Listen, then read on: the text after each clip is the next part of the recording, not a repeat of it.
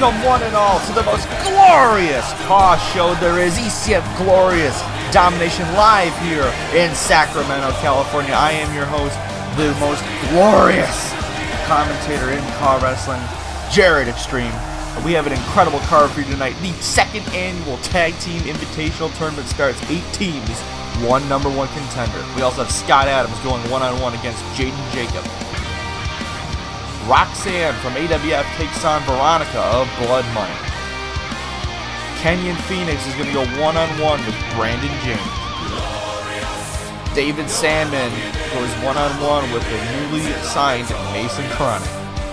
Fisk and Vinny Sparelli team up against Kevin Cross and Phil Bradshaw. And our main event this evening, Insanio takes on his longtime rival, the new #1 contender, Diego Montoya. We got a lot more action tonight. This is going to be a great show going off open fight at the road to Pride and Destruction begins now.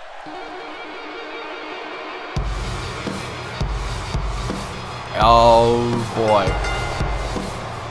And here comes our new World Tag Team Champions, AJ Young, J Crack. They are the team known as Rush Hour, now 2-time Tag Team Champions, coming out for what I'm being told is a championship celebration. Of course, you know, they went to all lengths to get that title shot through hostile takeovers, through getting that #1 contendership shot. And last week, after distraction by Cape Fear, they defeated the Sims to take home those titles again. But you gotta remember, Young and Jay, I mean, they have to go up against at Pride and Destruction, the winner of this Tag Team Invitational Tournament.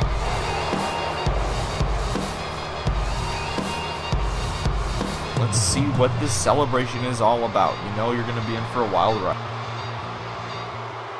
Ladies and gentlemen, please clap your hands together for your now 2-time ECF Tag Team Champions, AJ Young, J Crack, Rush Hour.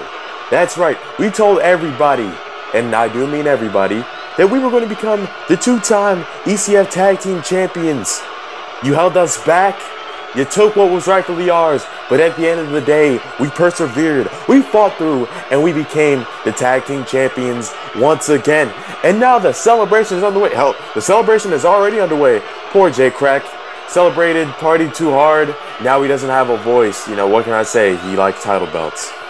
But it seems that the celebration is short-lived. It seems that people want to ruin the celebration because our dim-witted commissioner decides, you know, right on time to schedule a tag team tournament right after we win the tag titles back, because the commissioner and management in general has always been against Rush Hour.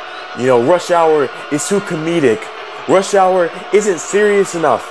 Rush Hour isn't hip with the kids. Rush Hour isn't corporate enough. You know, in my career and in Jay's career, we've been told a lot of things about not being enough. I was told I wasn't black enough. I was told I wasn't enough of a big name to really stick with the audience. Jay was told he was just a comedian, that he was just a hardcore wrestler, that he was just a jerk character that wouldn't get over anywhere. Yet here we are, dominating the car wrestling scene. Here we are as your 2-time ECF Tag Team Champions. And here we are as the face of the ECF Tag Team Division and as the faces of ECF in general. See, it's not going to matter who wins this little tournament because we are the best tag team in ECF. You could take anyone on this roster, throw them at us, and the result will be the same. J-Crack, AJ Young, Rush Hour, tag champs, top of the tag division, top guys, the faces of the Extreme Caw Federation. And I guess until this little tournament comes to a conclusion, I guess that the time for celebration is still on. So we're going to enjoy our celebration while it lasts because it looks like we have some scouting to do. To the ECF Tag Team Division, I hope you're ready. Because if you're not, the ECF fans are going to witness a massacre greater than the NBA Conference Finals this year. We're the men of the year. We're the men of the hour. Specifically, Rush Hour. Goodbye and good night. Rush Hour is boisterous as ever. Oh, there's the commissioner. Chris Simmons is out here right now. Well, well, well, it looks like we have some new tag team champions. And for all of the shit that I gave you when you were trying to take over my company, I have to be the better man and say congratulations. You guys earned those championships back. But if you think it's going to be all sunshine and rainbows now that you're champs again, and you think that you're going to go out scot-free with no title defenses, then you're way, way, way wrong. See, Mr. Young and Mr. Crack, I am here to announce that tonight, as announced on the ECF Facebook page, tonight begins the second annual Tag Team Invitational Tournament. We had this last season where Riot Hounds were crowned the new Tag Team Champions, and we're going to have it this season to determine the #1 contender for your Tag Team Championships. This tournament is going to start here tonight at Glorious Domination. It is going to go all the way to Pride and Destruction, where on the pre-show we will have the finals of the tournament, where the winner of that match will defend against you, Rush Hour, on the main card. So look forward to that, boys. And I got one more announcement to make. Tonight, I am announcing that at Pride and Destruction, there will be an Elimination Chamber match for Corey Chambers' Intercontinental Championship. See, Chambers has been a great IC champ so far for us. But now that Fisk is out of his way, it's time for some new challengers to step up. So there will be 5 men announced for this chamber over the coming weeks. And those 5 men will face Chambers at Pride and Destruction inside the Elimination Chamber for the Intercontinental Championship. So now that that's out of the way, Rush Hour, one of these teams in this tournament will face you. So I'd familiarize who's competing tonight, because one of these men may just be the team that takes those titles away from you. Good day to you, sir.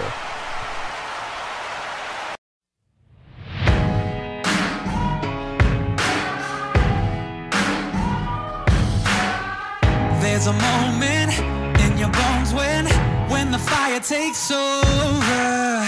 Blood is running, heart is pumping as the battle gets closer. They can say what they want now,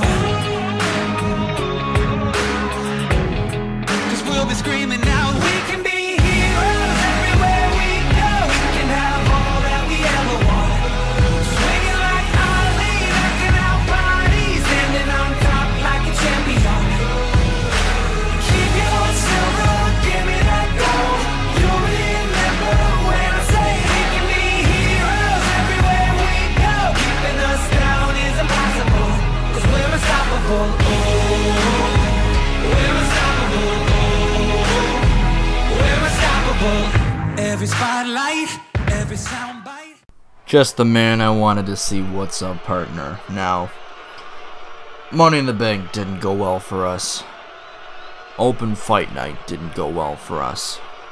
And we are out of the running for the Undisputed Championship. However, What do the Riot Hounds do? It's simple. We take opportunities, and if we aren't given them, we get them by force.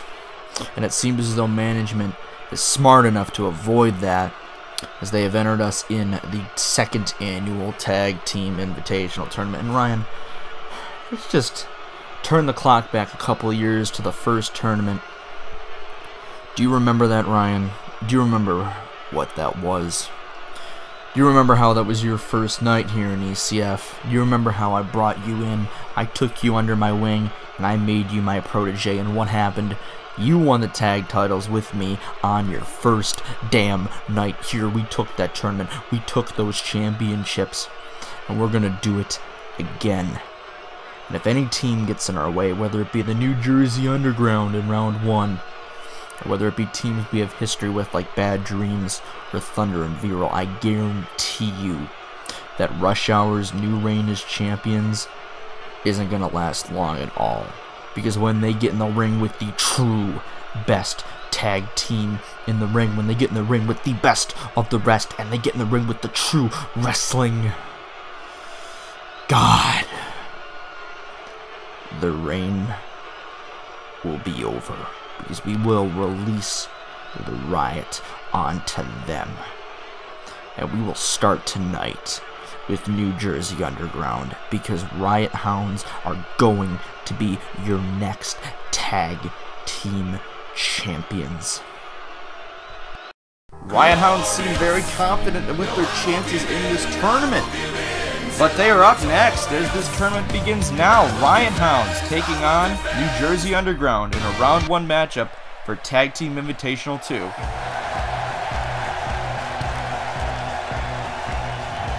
Here's the first team in this match, a team that we have not seen since, I want to say, Halloween Havoc, that being Drake Axel and Shannon Haven, the New Jersey Underground. An accusation we got from New Dawn Pro a couple months ago. They had a very impressive matchup against, I believe it was the Maverick Brothers, before that was interrupted by our current champions, Rush Hour. But that was when they were in the middle of their hostile takeover stage, when they were just ruining everything because they weren't given a shot. They weren't given an immediate match for those tag team championships. Their opponents, I mean, Fusion and Brooks touched on it in their promo. I mean, our first ever Tag Team Invitational Tournament at the beginning of Season 2 was won by none other than the Riot Hounds, then under the label of the CWO stable. That was Ryan Brooks' first night in ECF, and they won the belts. And they look to do the same here in this tournament. In a stretch all the way to what Chris Simmons told me is the pre-show of Prime Destruction will be the finalists for that tournament, and then the winner of that match will go on to the main card to fight Rush Hour. But here come Fusion and Brooks, Riot Hounds, and what makes this team so dangerous is that these two are both bona fide single stars. Fusion, a former 3-time undisputed champion. Ryan Brooks has been making his name for himself in the singles division recently.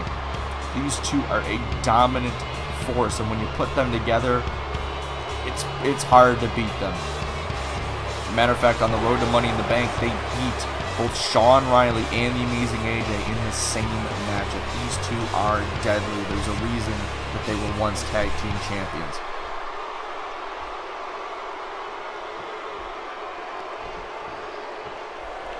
And now Jet Fusion and Drake Axel start this match off, and Fusion immediately with the clothesline. Fusion has got to be pissed. This is, I mean, Money in the Bank, he suffered a loss against the Amazing AJ, wasn't able to become 4-time champ. And then last week at Open Fight Night was unsuccessful in taking down Sean Riley. Finally, Riley was able to get the upper hand against Jet Fusion. But of course, as we all know, after that matchup, Sean Riley was assaulted by Kenyon Fenix. And we won't be seeing him in the ECF ring for a number of weeks due to multiple undisclosed injuries to his head and neck area. Drake Axel with the big clothesline there to Jet Fusion. And now Axel just wrenching the neck. Jet Fusion getting out of it now. Jet with a kick to the midsection and a big uppercut. Got him on the ropes. What is Fusion thinking here? Oh! Leaves him out to dry. Fusion got Axel once again. A big elbow to the face by Drake Axel. Imagine if New Jersey Underground gets a victory over Riot Hounds. Nope. Not only would that be a huge round 1 upset, but it would also be the biggest win for these two as a team, probably in their entire career. Ryan Brooks now in this matchup. And Brooks, massive German suplex with the braids, going for a cover now. Only getting a 1 count. The technical prowess of Ryan Brooks, as I've said multiple times before, this man could arguably be one of the most skilled technical wrestlers we have in this company. When he is on fire, he is dangerous. Brooks, big elbow drop from the top rope. Now goes for another cover. Again, not able to get that 2 count. And now Brooks, what is he thinking?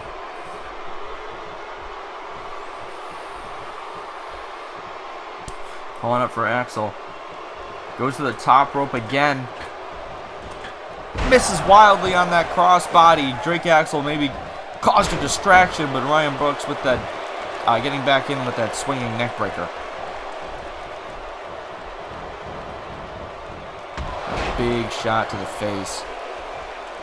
Brooks tagging in Fusion again, the man who likes to refer to himself as a wrestling god. He does not seem pleased tonight. Knowing Riot Hounds, they probably wanted a free pass to the finals of this tournament. And Axel with the spine buster. I just want to point out Shannon Haven. Well, I mean, he's just making what I was about to say obsolete as Shannon Haven tags into this matchup for the first time tonight. And now Fusion going wild on Haven with that Des press.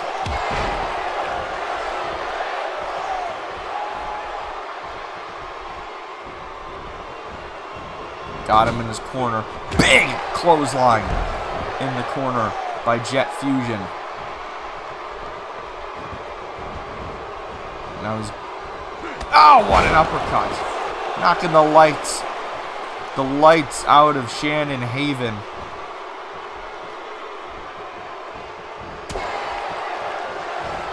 Got a big shot by Haven. Haven isn't playing around. Now he's going to the top rope. What is he looking for here? Haven drops the knee. Now he's got him in the corner. Oh, he's looking to perch him up on top. What is Haven got planned? Fusion saying no to that. Fusion connecting with the big crossbody. Now going for the cover. 1, 2, only getting 2.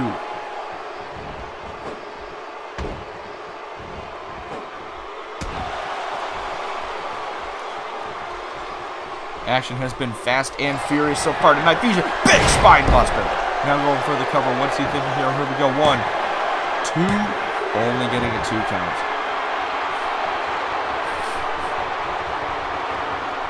Now Brooks has made his way into the ring, the best of the rest. And he's calling. He's saying it's time to go to sleep. This is on the knee. Shannon Haven now. Ryan Brooks, what does he got planned? Oh no, Ryan Brooks now. Oh my god, what a knee to the face. Like a gourd buster into a GTS there.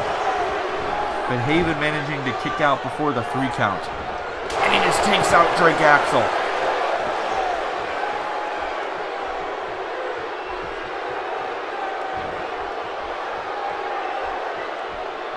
And now Ryan Brooks. Oh, Haven catches him with a knee to the face. Brooks was struggling to figure out what he was trying to do against Haven, and he caught that wild knee to the face. Haven now reversing Brooks' attack. Ryan Brooks now reversing what Haven was going for. Big back body drop. Big kick to the back. New Jersey Underground seems to have got the advantage for the first time in this matchup. just wrenching Brooks' face on that rope. Trying to cause as much damage as possible. And now Brooks going back to the top rope. What does he have planned here? Drops the knee again. And I'm just smashing the head of Haven into the mat.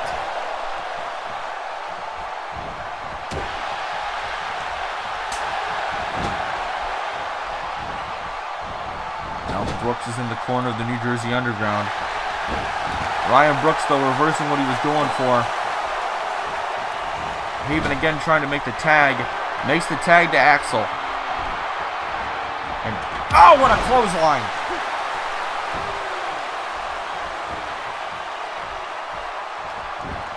Drake Axel now trying to go for the cover here. One. Only getting a 1 count. Ryan Brooks still managing to stay in this matchup. Oh no, oh dear God, he's going Chicago driver! And that is all she wrote for the New Jersey Underground. Riot Hounds advancing to round 2. They will face the winner of, I believe, Thunder and Viral versus the Kick-Ass Gentlemen's Club, which will take place at our next show, Canadian Chaos. I gotta say, just off of this matchup alone, Riot Hounds may be the early favorites in this tournament.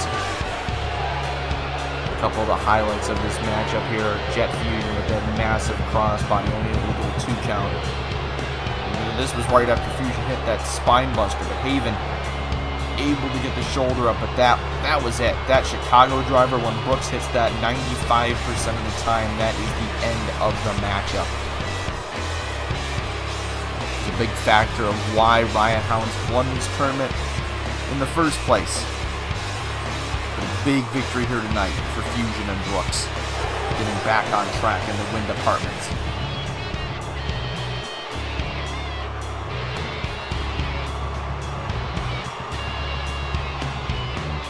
We'll be right back to Glorious Domination after these messages. I brought a missile to a gunfight. Don't test me or I just might go through like Casper, then erase you from the hard drive. Feel free to speak your mind. Turn back the hands of time. Write your ad-libs, complain and leave the truth behind. I got this reputation, built it up the hard way.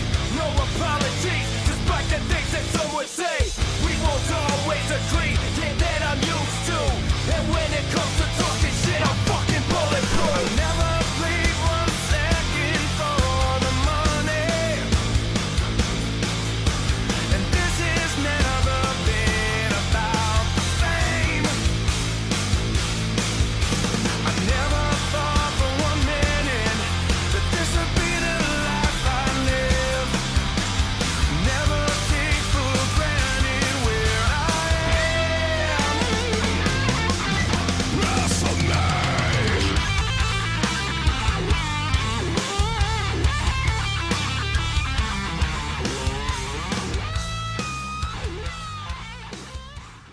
Welcome back. Oh, the champ is here.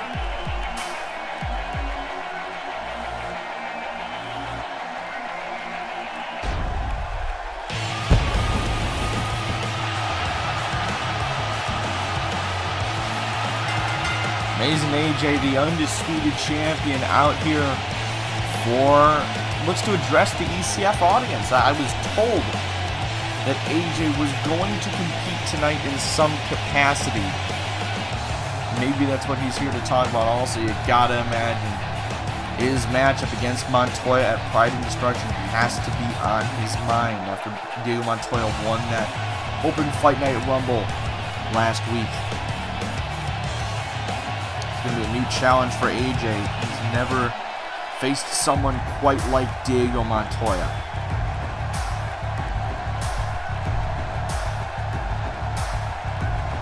If I know anything about this man, though, he's not going to let a new challenger affect him. This man has gone up against every single person. He's taken them all down. He is what a champion is in its truest definition. Last week I came out here and said that I am looking forward to defeating whoever wins that open fight night rumble, because I will still walk out of Pride and Destruction as your undisputed champion. So I sat backstage in the gorilla position and I watched that entire rumble because I was studying. I wanted to know who I was going to be going up against at the CPV. I was wondering, could it be who could it be? Could it be a David Sandmen? Could it be a Fisk? Could it be a Sean Riley? And then Sean Riley got taken out before the match even started. And I was kind of looking forward to maybe having Riley AJ4 since our last encounter ended prematurely. But when I saw who won, I was taken aback. And it wasn't because I was shocked. I mean, this man has a lot of potential. This man has been wreaking havoc ever since he's came back to this company. But he wasn't who I was expecting to win. He wasn't one of the names that popped in my head. And that is Diego Montoya, the father of fear, the eater of mankind, is going to be facing me at Pride and Destruction for the Undisputed Championship. Now, Montoya is a man that I've had the pleasure of fighting a couple of times, but we've never gone to war like I have with Jet Fusion. We've never gone to war like I have with my brother. We've never gone to war like I have with Sean Riley. So this will be a new challenge. What I do know, however, is that you have been making my brother and Ben Costello's life a living hell, you and Cape Fear. So this match, while I'm looking forward to new opportunities and new challenges, this match is going to be a little bit personal, because I've been watching what Cape Fear has been doing, and I've been wanting to do something for the longest time, but I wanted to stay out of my brother's way, because I know in the past, when I have intervened, it has not ended well. It has started problems between the two of us, and I didn't want that to happen. But I can't sit back and watch this happen any longer, especially after last week, when you cost my brother and Ben Costello those tag team championships that they just won at Money in the Bank to become two-time tag champs. So Montoya, while I look forward to our match, I want to prove to you that I'm not afraid of Cape Fear. As a matter of fact, I can go through every single one of you before I get to you at Pride and Destruction Montoya. So this is what I'm going to do. Starting tonight at Glorious Domination, I am going to challenge every single member of Cape Fear leading up to your match. I'm going to start tonight with Ryan Andras. And if I beat Andras next week, I get Enigma. And if I beat Enigma next week, I get Syntax. And then if I beat Syntax, well, then I'll have no problem beating you, Montoya.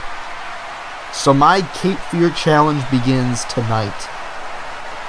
And everyone, whether you like it Cape Fear or not, will be amazed. Strong words by AJ saying he's going to take out every single member of Cape Fear before he gets his hands on Montoya at Pride and Destruction. But we got some women's action. Here comes our newest signee in the division. You may know her from the American Wrestling Federation as the associate of Alberto Jr. and Eddie Sleaze Attorney at Law. This is Roxanne. You definitely won't have to put on the red light for this woman. Towers over the majority of the women on her roster. I believe at over 6 feet, she is the tallest member of our women's roster. She's got a tough opponent for her tonight as she goes one-on-one against one half of the new deadliest duo in our women's division, that being Blood Money, composed of Veronica and Heather Baker. This is new.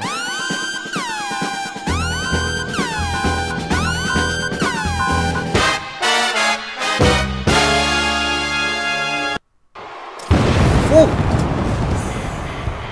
I guess two psychos are better than one.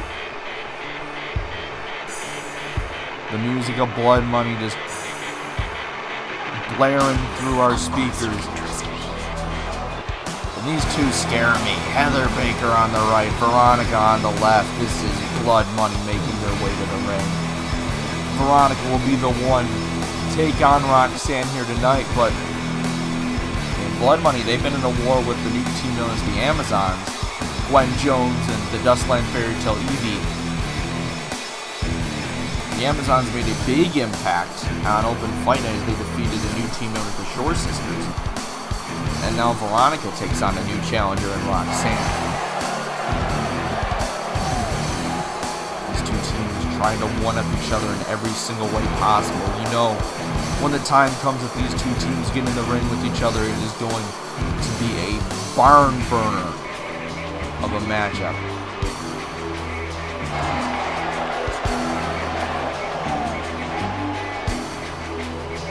Blood Money sure knows how to make an entrance. They had that Tron, very reminiscent of Veronica's old multiple distinct personality stage of her career.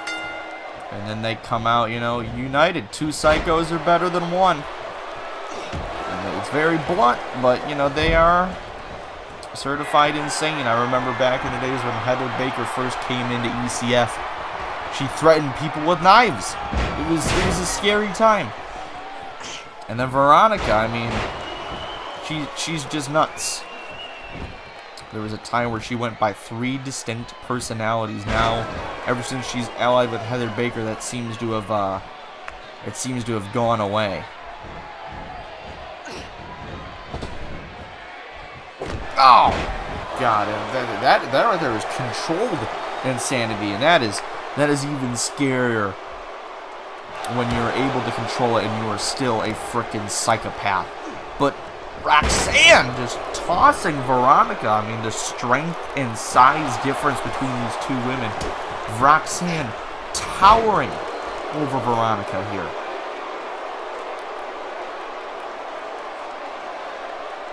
She's got an interesting stat. Veronica in one-on-one matchups has yet to pick up a singles victory in her career. She's been here since the Rumble or Riot pay-per-view in Season 1. So she's been here for quite a bit. However, ever since she's formed this team with Heather Baker, who has had singles success, it's really turned her career around, and the big shining wizard of Roxanne able to get the big woman off of her feet. And now Veronica, oh dear God, she calls this the vampire's kiss. This rear naked choke sleeper hold submission locked in. But Roxanne with that big headbutt able to get out of the submission hold. Veronica, what does she have planned? Whoa, whoa, big suplex. The strength of Veronica. Very impressive here in this matchup. Now Veronica going for corkscrew moonsault. That could be all she wrote. Here we go, 1, 2, only getting a 2 count. Roxanne able to kick out of one of Veronica's trademark maneuvers. And a big... Oh! Roxanne moved out of the way of that senton and just slamming her to the ground. And Roxanne, I mean, for those who recently has joined the one and only Alberto Jr. over in the AWF, there seems to be some kind of, I don't know if it's a relationship or some kind of business associated. It hasn't really been explained, but she's allied with Eddie Slee's attorney at law and Alberto Jr. over in the AWF, so you know she is dangerous and she is savvy and she is trying to take out Veronica here tonight. Oh, what a kick to the side of the head by Veronica, reversing whatever Roxanne was trying to finish this matchup with. And a big drop kick to the back of the head. And now what's she going for? Oh, what a roundhouse kick. Veronica is just beating down Roxanne, but Roxanne not having any of it. Massive clothesline. Goes for the cover here. 1, only getting a 1 count.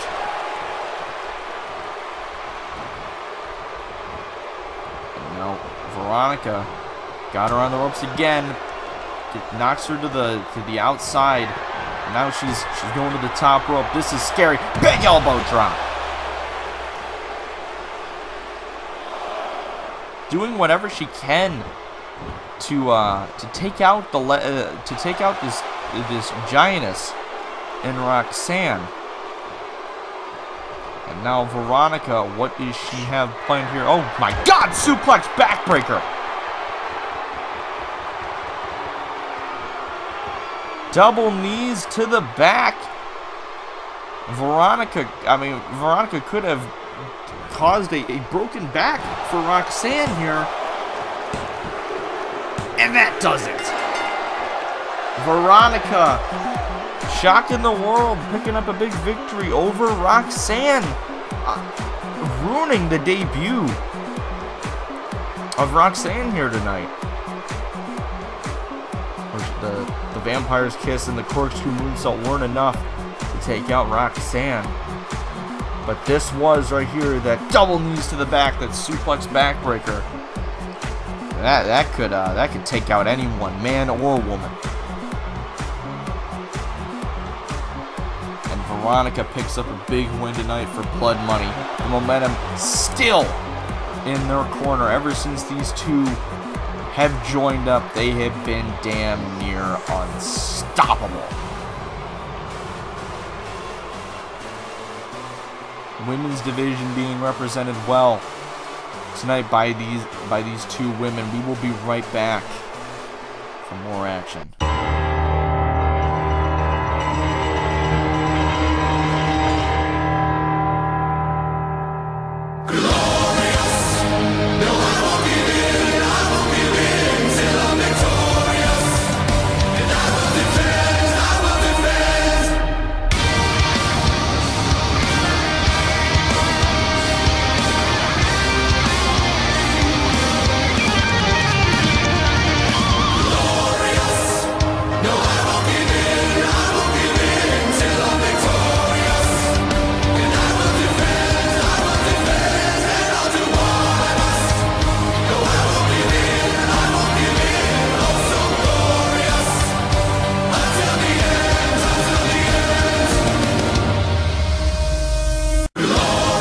Welcome back to Glorious Domination.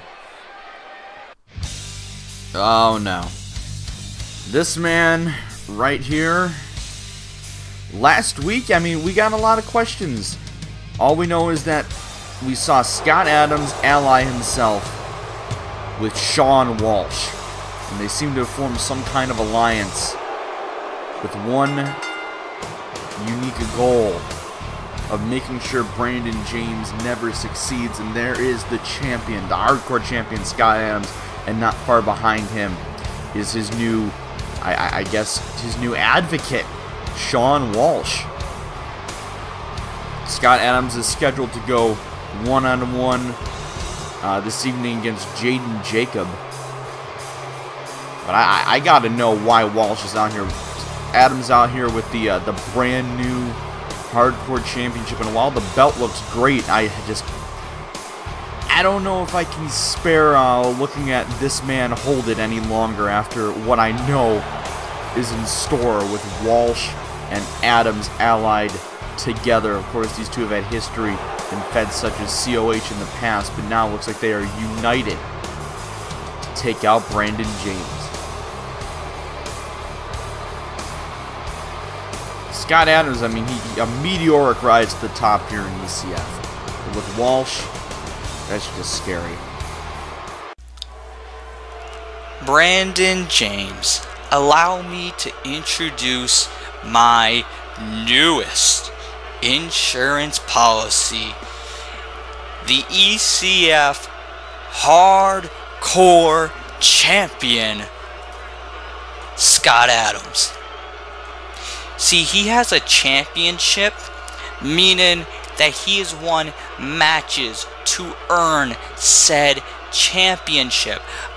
I know this is a foreign concept for you, mate, but try and work with me here, man.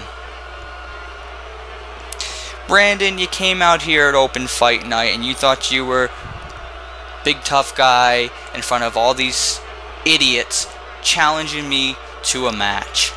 And you thought you'd get this revenge for me doing you a favor. You see, you think it's me holding you back, but it's really been me doing you a favor, because you come out here and you give all these people false hope. They believe the words that you say because they're too stupid to understand that you can't get the job done. I'm not like these people. I see for who you really are, and that is a loser. So I tried to help you, and you didn't appreciate that. So you tried challenging me to a fight, giving these people more false hope, like they needed any more. And you thought that I was being serious when I accepted that? I mean, I didn't even come out in my gear. I even had my tights, but I left them in the back because I don't take you seriously, man. Had we continued and had a proper match, I would have beaten you just like everyone else. But that's not why I'm here in ECF. I'm not here to be a competitor. I'm here to provide entertainment over on commentary, and I'm here to make stars, such as Scott Adams. Now, before I continue with this, allow me to direct my attention over to the commentary table and speak to Mr. Jared Extreme over there. Jared, you think that just because I was in this ring that I didn't go and look back and hear what you had to say when you were cheering that Outback moron on, trying to hope that he hurts me and injure me, and then you claim that we're friends? No. Jared Extreme, we aren't friends. We never were friends, and we never will be friends, because you are just like Brandon James, a loser. And I'm not friends with losers. I don't help losers. I help winners, like Scott Adams. See, Scott has a very interesting method of dealing with losers that I've grown to appreciate, and that method is simply powerbombing them onto steel steps. I think that's quite creative. Maybe it's something we should apply to you, Mr. James. Of course, only if necessary. See, Brandon James, you need to understand this. You poke the bear. Meaning that as long as Sean Walsh is here in ECF, you will never, ever be hardcore champion. What's funny to me is that you think you have my plan all figured out. Ooh, no, this Scott Adams was just phase 1. What you're dealing with, Brandon, is a shotgun conspiracy. And this is just the beginning. In fact, phase 2 is coming soon, mate. Well, we at least have some answers. Sean and Adams together against Brandon James. Walsh saying that there's more members to come in his quote-unquote shotgun conspiracy. But here comes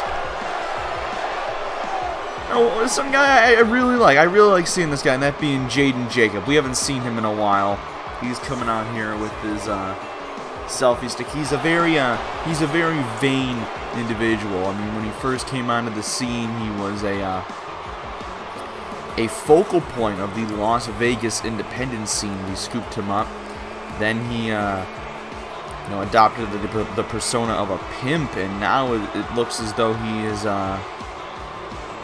I mean, if you were to ask him, he'd probably call himself gorgeous.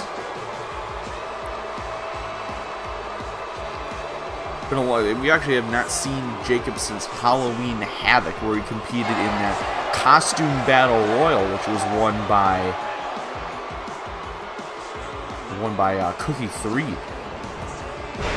But Adams is in the ring. Oh my God! What an STO!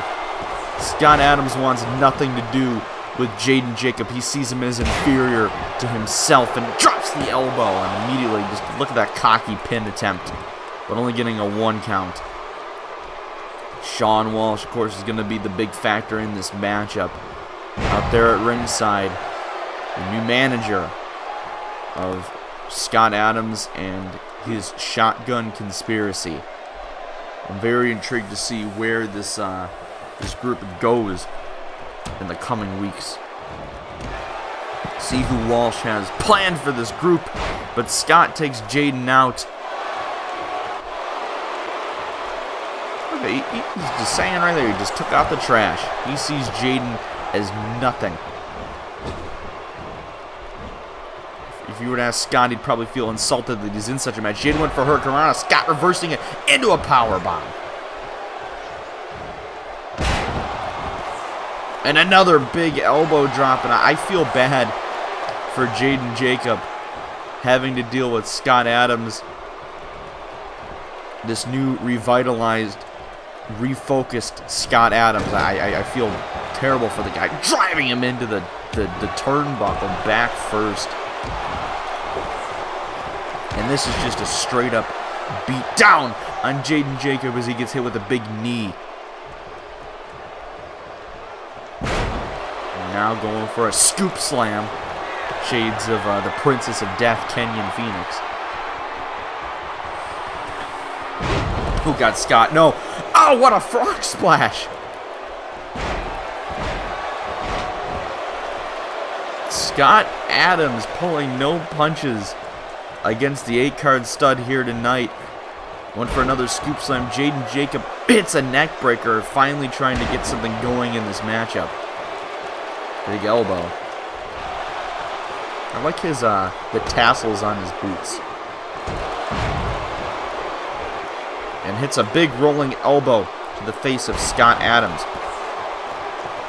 Jaden Jacob, I mean, it doesn't look that way from the just by appearance, but he is one tough striker who's known for a vicious bullhammer elbow he likes to hit. And oh, dear God!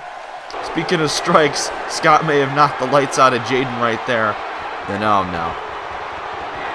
Oh God. Jackknife powerbomb. You can count to 20. That is it. Scott Adams picking up the big victory against Jaden Jacob. And this man is dangerous. You do not want to get in the ring with Scott Adams, especially now that I said with Sean Walsh by his side. Last jackknife of the matchup. And that was it. Once you get hit with that jackknife, you're done. Scott Adams' big victory here tonight, making a big statement against the returning Jaden Jacob. And no, oh my God! Scott Adams just continuing the assault after the match and hits him with another big knockout punch. And this is uncalled for. This is absolutely uncalled for. The match is over. There's no reason for this. And now Scott stuttered at Jaden Jacob. Oh, thank God. Here's the music of Brandon James. Brandon James coming out to the aid of the fallen Jacob. And you know Brandon James wants nothing more than to get his hands on the hardcore champion right now, especially after what happened last week with the formation of the Shotgun Conspiracy. Brandon James, and he's going after Scott. He takes him outside. And oh my God! Putting his body on the line to take out the hardcore champion, and now he's grabbing a chair and smashes it over the face of the champion.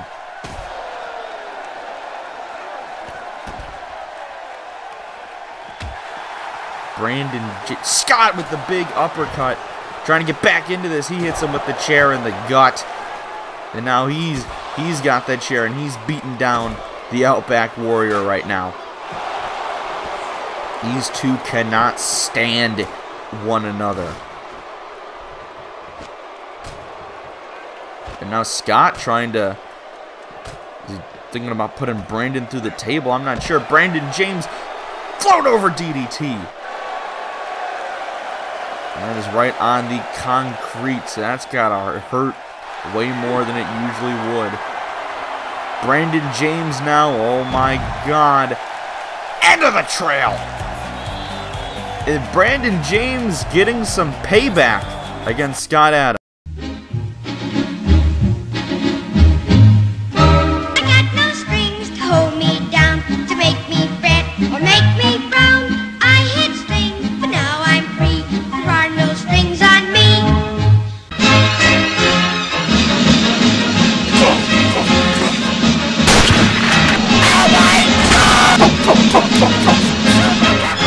There are no strings on me.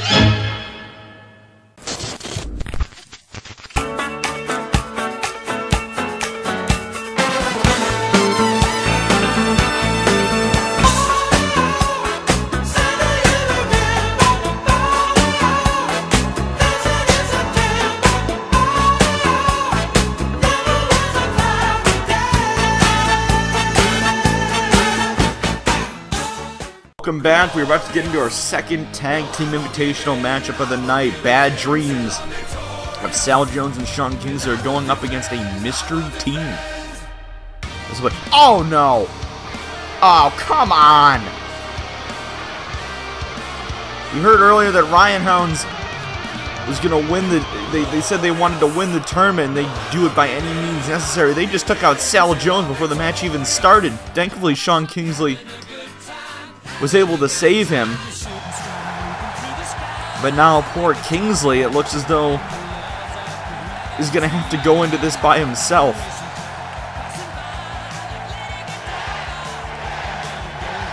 Crowd erupting here for the Pride of London, breaking out into the yes chants in support of this man right here, Sean Kingsley, the first ever ECF European champion.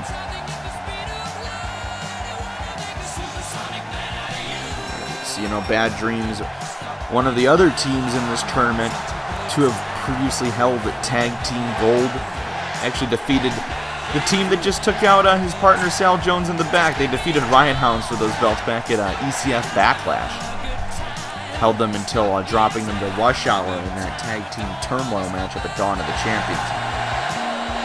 I mean, Bad Dreams have been put in situations like this before in the past, where they've had partners taken out, and they've had to go into it solo. Jones and Kingsley, however, both competent singles wrestlers, have had success in the singles division in the past. But Kingsley's still going into this on his own against a team. Who the hell is this?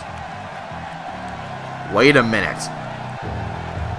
Now this is intriguing.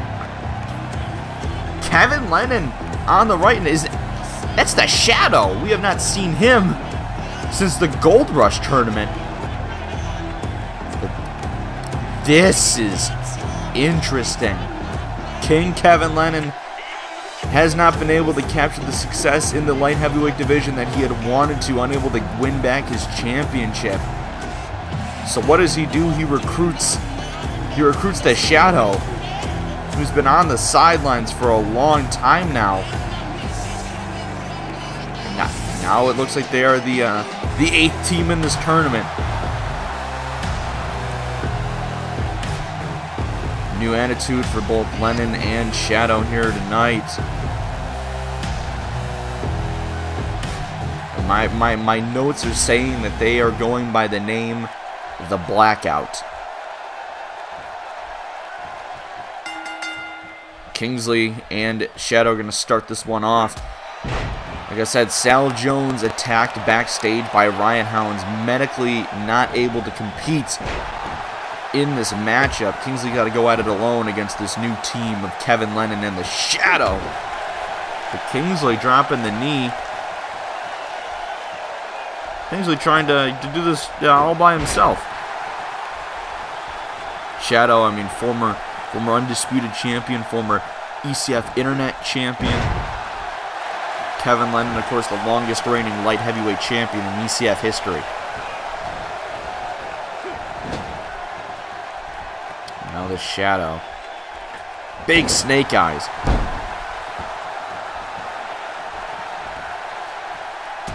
You know, as much as I'm not really a fan of Kevin Lennon as a person, I gotta say this new unit makes sense. You know, you got two guys who haven't been able to get the job done recently. Shadow, ever since you dropped the internet title to Corey Chambers, essentially, has not been able to recapture that success since returning from his early retirement. And he had some issues with a manager that we're not going to speak of. And then ever since then, he's just not been able to bounce back. Meanwhile, Kevin Lennon has all the talent in the world. Just has not been able to recapture the glory he once had in the days of the CWO. So that these two have united. They have similar backstories, similar goals, and this unit makes sense. Kevin Lennon with a big clothesline to Sean Kingsley.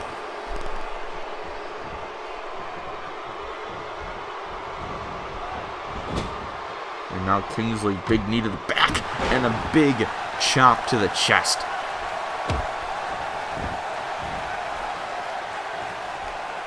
What a very interesting submission hold Kingsley had locked in on the King. And now, big splash to the back of Lennon.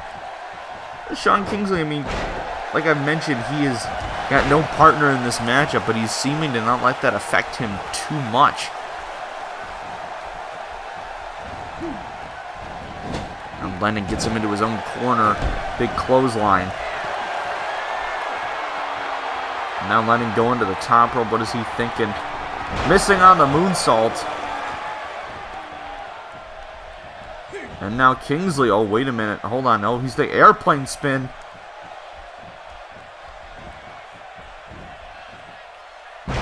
And now Kevin Lennon's got to be seeing a whole bunch of stars after that one. But he's kicking out at the 1 count.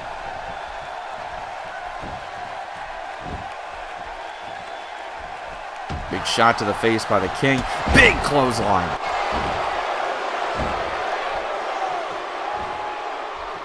Kevin Lennon, what is he thinking? Big super kick. Tagging back in the Shadow. The veteran of the team. Kevin Lennon representing the youth. But when they team up, they are one hard-hitting group of gentlemen. Shadow with a big shot to the face and a big neck breaker.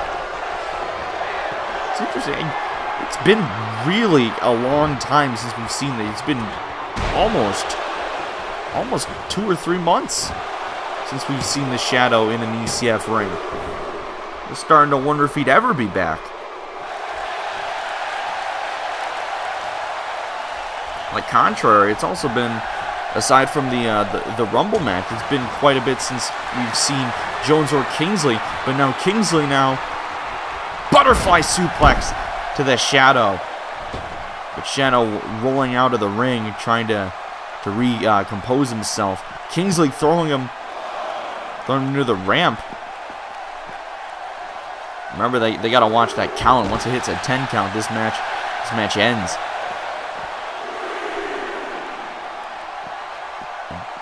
Oh my God, chucking him into the barricade.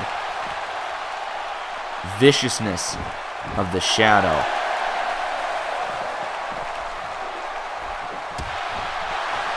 And now, what has he got in mind? Hold on a second. Cradle pile driver. Pulling a new move out of his arsenal, going for the cover. 1, 2. Kingsley gets the shoulder up. That's a move we've never seen the Shadow hit before. And now he's got him into the corner. Makes the tag to Kevin Lennon. What do they got planned here? Oh my God. Shatter Machine! Sean Kingsley has to be done. There is no way that he's kicking out. 1, 2. No! The heart of Kingsley. They don't call this man the Pride of London for nothing. He's out here with no partner. His back against the wall because of of an old rival in the Riot Hounds. And he's still fighting into this matchup because of the shadow momentarily distracting the referee. He was able to kick out of the shatter machine. Now he ducks Lennon and went for the clothesline. Gets hit with a big flapjack. Now this is exactly where the King wants him. Going for the King's Cross. He's got the King's Cross locked in. Sean Kingsley, though, a submission specialist of his own, slipping out of the hold. And now just wild shots to Kevin Lennon. Trying to stay in this, but I just saw him clutch at the arm. Maybe it's not 100% healed. Oh, wait, now he's going for an arm bar of his own. Saying, here, I can do it much better.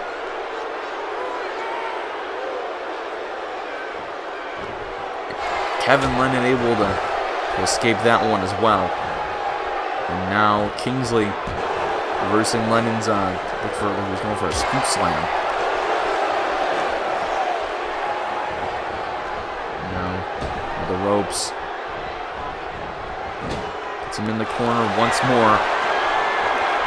And now Shadow's back in this match. Oh no.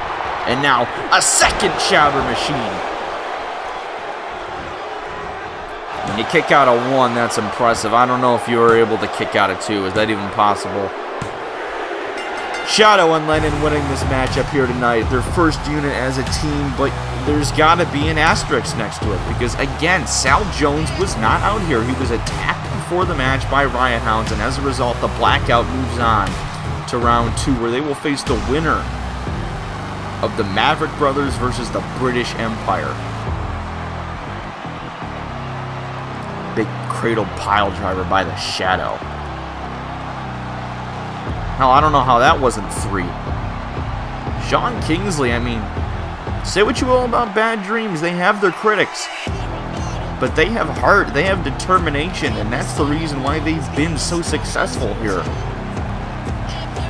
To get a win over Bad Dreams, even if it was just Kingsley, is a big first win for this new team of King Kevin Lennon and the Shadow.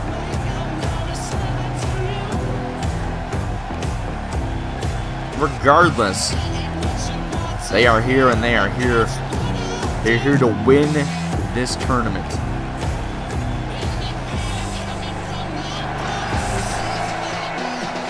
You're looking at the Blackout, ladies and gentlemen. And for all you know, this could be our new #1 contenders.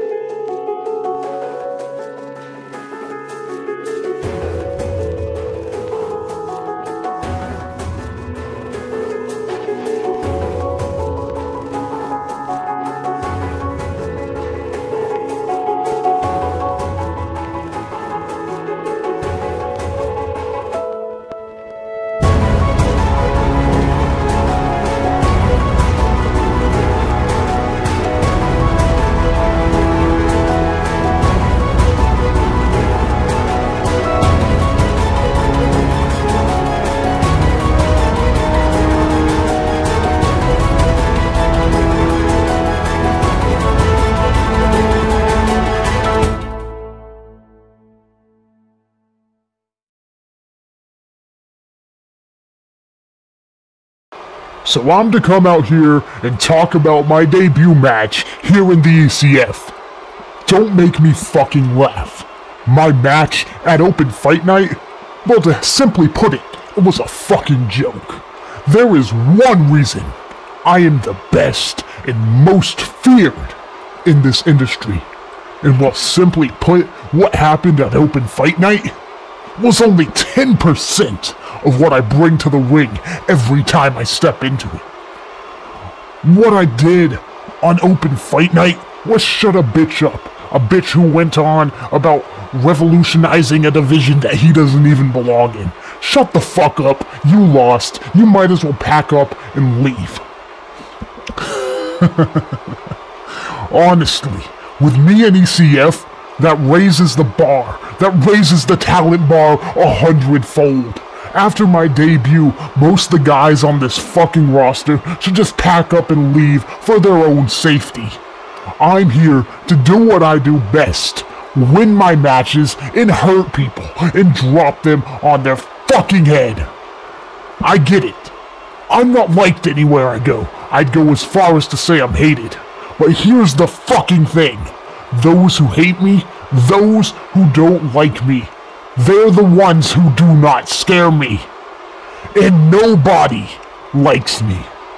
I am Mason, the motherfucker Kronik, the embodiment of rage, the intimidator of the masses. And as I do, everywhere I go, everywhere I step into a squared circle, I'm gonna do it now. I'm gonna issue this statement. ECF roster. Every single one of you motherfuckers in the back, consider yourself officially put on notice. I'm Mason Kronik, and I'm gonna turn ECF on its fucking skull. We are back for Glorious Domination. Now this is a matchup I've been looking forward to this whole night. You got the Hardcore King, David Sandmen, arguably the greatest hardcore wrestler in this company's history, against a new big name in the hardcore division, that being Mason motherfucking Kronik. Sandman, of course, has had his issues with Jeff Garnett over the past several months. Sandman unsuccessful in winning the Open Fight Night Rumble last week. He said that, you know, his only goal right now is becoming champion again. Unsuccessful to do that. Right now, Sandman, he's just filled with anger and rage, and he's very stressed out. He's very he's not like himself or something. He's very angry. But speaking of anger, this man might be the personification of rage in this industry. The man that nobody likes, Mason motherfucking Kronik.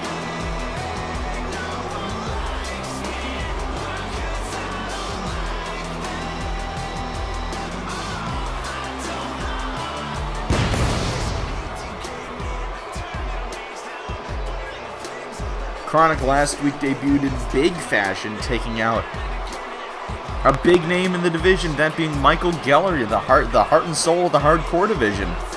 He took him out. I mean, Geller put up all he could, but he was no match for this beast, this bully of a man. I mean, you ask Kronik, I mean, there's a reason they call him, you know, the man that nobody likes, because, you know, no one likes him, and he doesn't like anyone. I mean, you go off the list. He doesn't like, I mean, for one, he doesn't like Michael Geller. He also doesn't like British people. He doesn't like acoustic music. I mean, there's so much this man does not like. He doesn't like pineapples either. You say that word to him, you know, he'll give you a big long paragraph. But Mason Kronik, I mean, this man, like I said, he's done it all, whether it be in the United States, whether it be in Japan. He's got various world titles to his name, the CCWO Canadian Heavyweight Championship, also the current AWF Extreme Champion, the New Dawn Pro Super Smash Bros. Champion. This man is everywhere right now. And now he's got Sandman in an airplane spin right off the bat, and he chucks him to the ground. I mean, you got a man like David Sandman who, even when he's not completely focused, is still one of the best we have in this company. A former Undisputed Champion, a former multi-time hardcore champion. 1/3 of the former Headhunters is a part of Stephen Jones and his current arch rival, Jeff Garnett. He's one of the poster boys of this industry. Meanwhile, Mason Kronik, big up-and-coming name in this business. And he just immediately just took out Sandman with one shot. And then David already slow to get up to his feet. Mason Kronik, just the brutality of his style and a big pump handle suplex.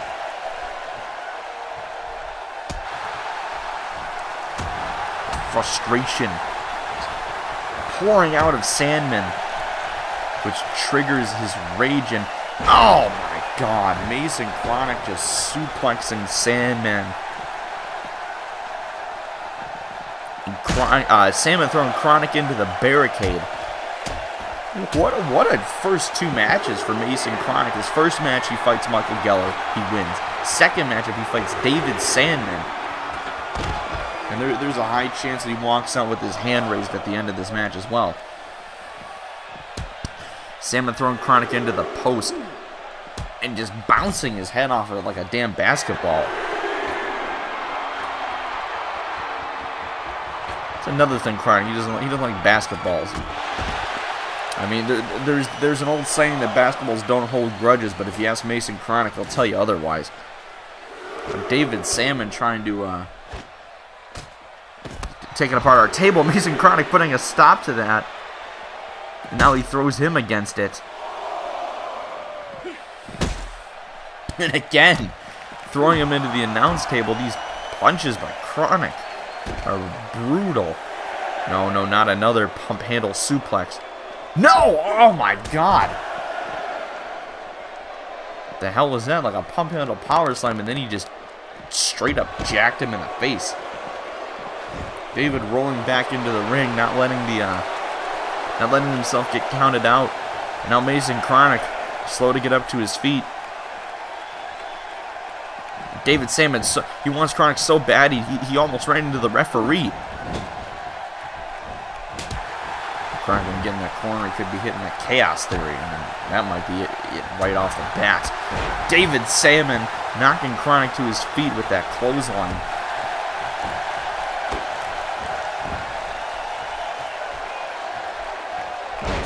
Big drop of the knee.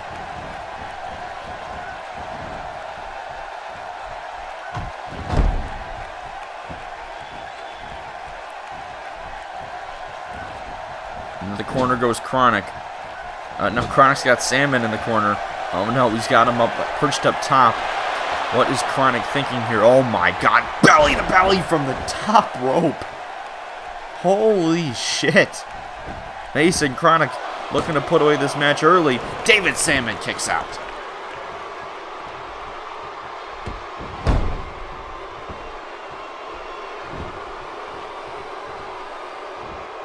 Now Kronik going for another suplex. Vicious suplex by Mason Kronik. Now Sandman, back body drop. Trying to get back into this matchup. And now, oh boy, here we go. Curb stomp by Sandman.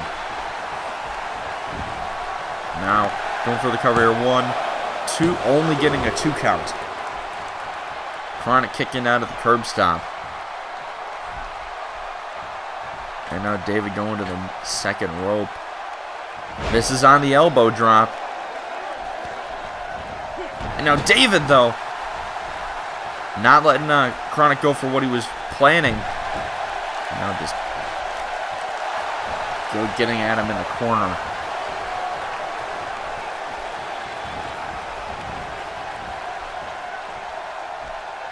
Now, big shot by Kronik. And now Kronik, oh no, what has he got planned here? Dropping him to the mat.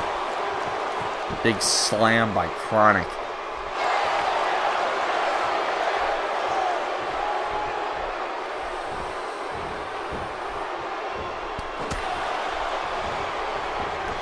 And now Kronik again, oh no. Oh, going for the airplane spin again. I was starting to think he may have been setting up for the MK47. But now Sandman back on his feet. Oh my God, met immediately with a big boot by Mason Kronik. He's knocking the lights out of David Sandman.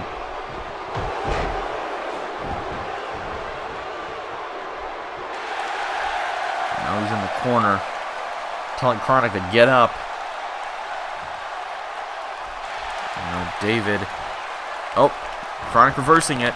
Shot to the back. And now Kronik. Big backbreaker. Oh, no. Shit ton of punches to David Sandman. Maybe he's purposely... Oh, no, not again. Dear God, no. Oh, a bunch of repeated closed fists to the face of David Sandman, trying to concuss this man, or at least, like, break his nose or something.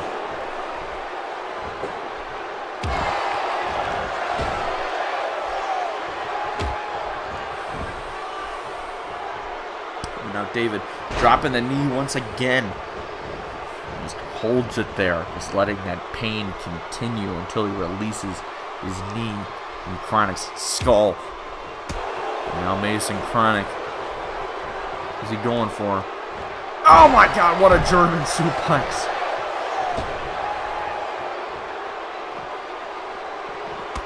Oh, and another boot to the face.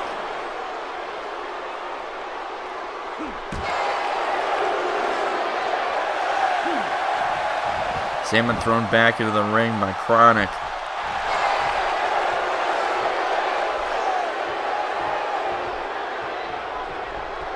Vicious, brutal match for these two right now in this ring.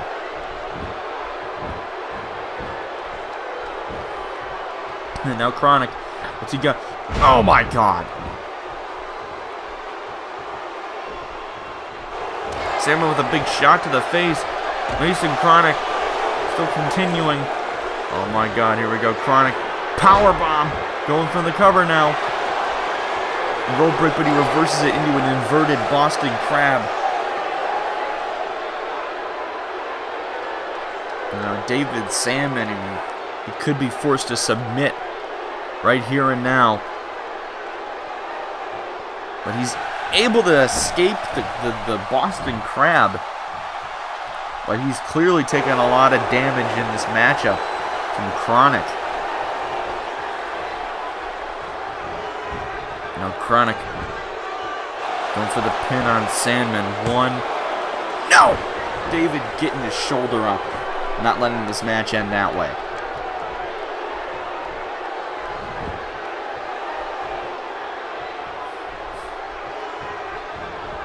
And now Kronik.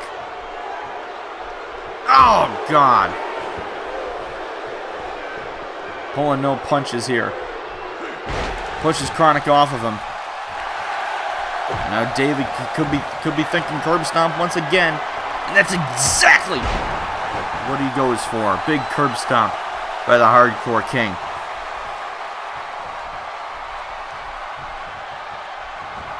Now into the corner goes Mason Kronik.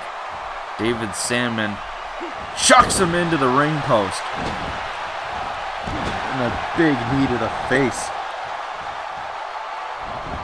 Oh no. He's going to the top. Could he be thinking Swanton? David Sandman Swanton bomb to Mason Kronik. Oh, Jesus. No. No. It's the music of Jeff Garnett. He's interrupting this matchup. Right as David Sandman was about to pick up the victory against Mason Kronik, here comes the Unchained Jeff Garnett. This sniveling little weasel is making his way to the ring right now to confront David Sandman, but Kronik taking advantage. He's got Sandman locked in the crossface, and David Sandman is forced to tap out. Due to the interference of Jeff Garnett, Mason Kronik walks away with the victory. God damn it! Look at that crossface. Wrenching at the neck of David Sandman, trying to get him to pass out, but Mason Kronik once again, although not in the cleanest of ways, picks up a big win against David Sandman as he continues his new streak of dominance since arriving in ECF.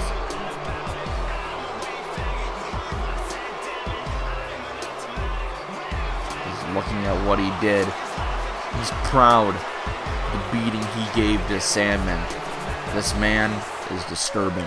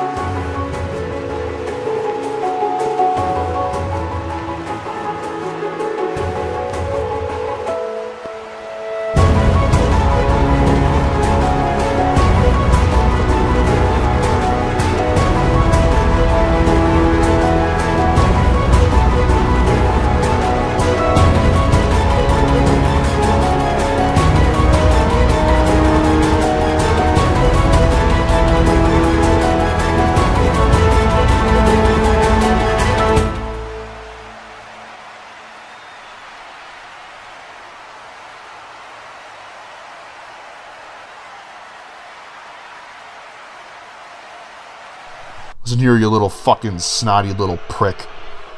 You think you can just go out there and cost me matchups left and right like you did tonight against Mason Kronik? Jeff, I know you and me have our issues, and trust me, I'm not over them. I'm not over them one bit. You know how upset I was that I didn't win that Rumble match because I want you, and I want you in that ring once again. And then you cost me that matchup. And I'm sick of it. You cost me money in the bank. Everything. You've made my life a living hell ever since you broke up our brotherhood. So what I'm giving you right now is an ultimatum. Next week, at Canadian Chaos in your hometown of Toronto, Ontario, Canada, I am challenging you one-on-one to a match in the main event of that show. Now, are you afraid to lose in your hometown to David Sandmen, or are you going to be a man and accept my challenge right now? I want an answer, or I'm going to knock you right on that floor where you're standing right now. You think I'm afraid of you? David, I've beaten you every single chance I've gotten. I beat you at Money in the Bank, and I'll beat you in front of my hometown. You think that's gonna scare me? You think the chance that I might lose in my hometown is gonna scare me? I know I'm not gonna lose because I haven't lost. I can't even remember the last time I lost, David. I win all the damn time because that's what I do. I win. And what do? Not only do you lose, but you disappoint. You've disappointed ever since you lost your hardcore title back at Dawn of the Champions to Kenyon Fenix. You lost the Gold Rush tournament. You lost at Money in the Bank. You lost the Open Fight Night Rumble before you could even get halfway through the damn match. You keep losing. You know why, David? It's because you're a disappointment. It's because you can't get anywhere near my level. And I'll humor you. I'll give you your matchup next week because I can't wait to beat you one more time. And when you're laying there on the ground crying because you've lost to Jeff Garnett once again, and then when I drop you where you stand multiple times until you are not responsive anymore, till you need to get paramedics to take you out of this arena, then David, will I laugh in your face because you are nothing more than a disappointment. And you know what? I'm giving you an invitation right now. It's gonna be my hometown. You spent some holidays up there. Why don't you invite your friends, your family, bring your mom, bring your dad. Put them in the front row, why don't you? Because I want them to watch you lose. And I want them to watch me end your career right in their eyesight. Does that sound good, David? Does that? You better watch what you fucking say around me. I would drop you right now, but you know what? I will invite my family. I will invite my friends. But you better invite yours too. Because now I'm not just going to beat you.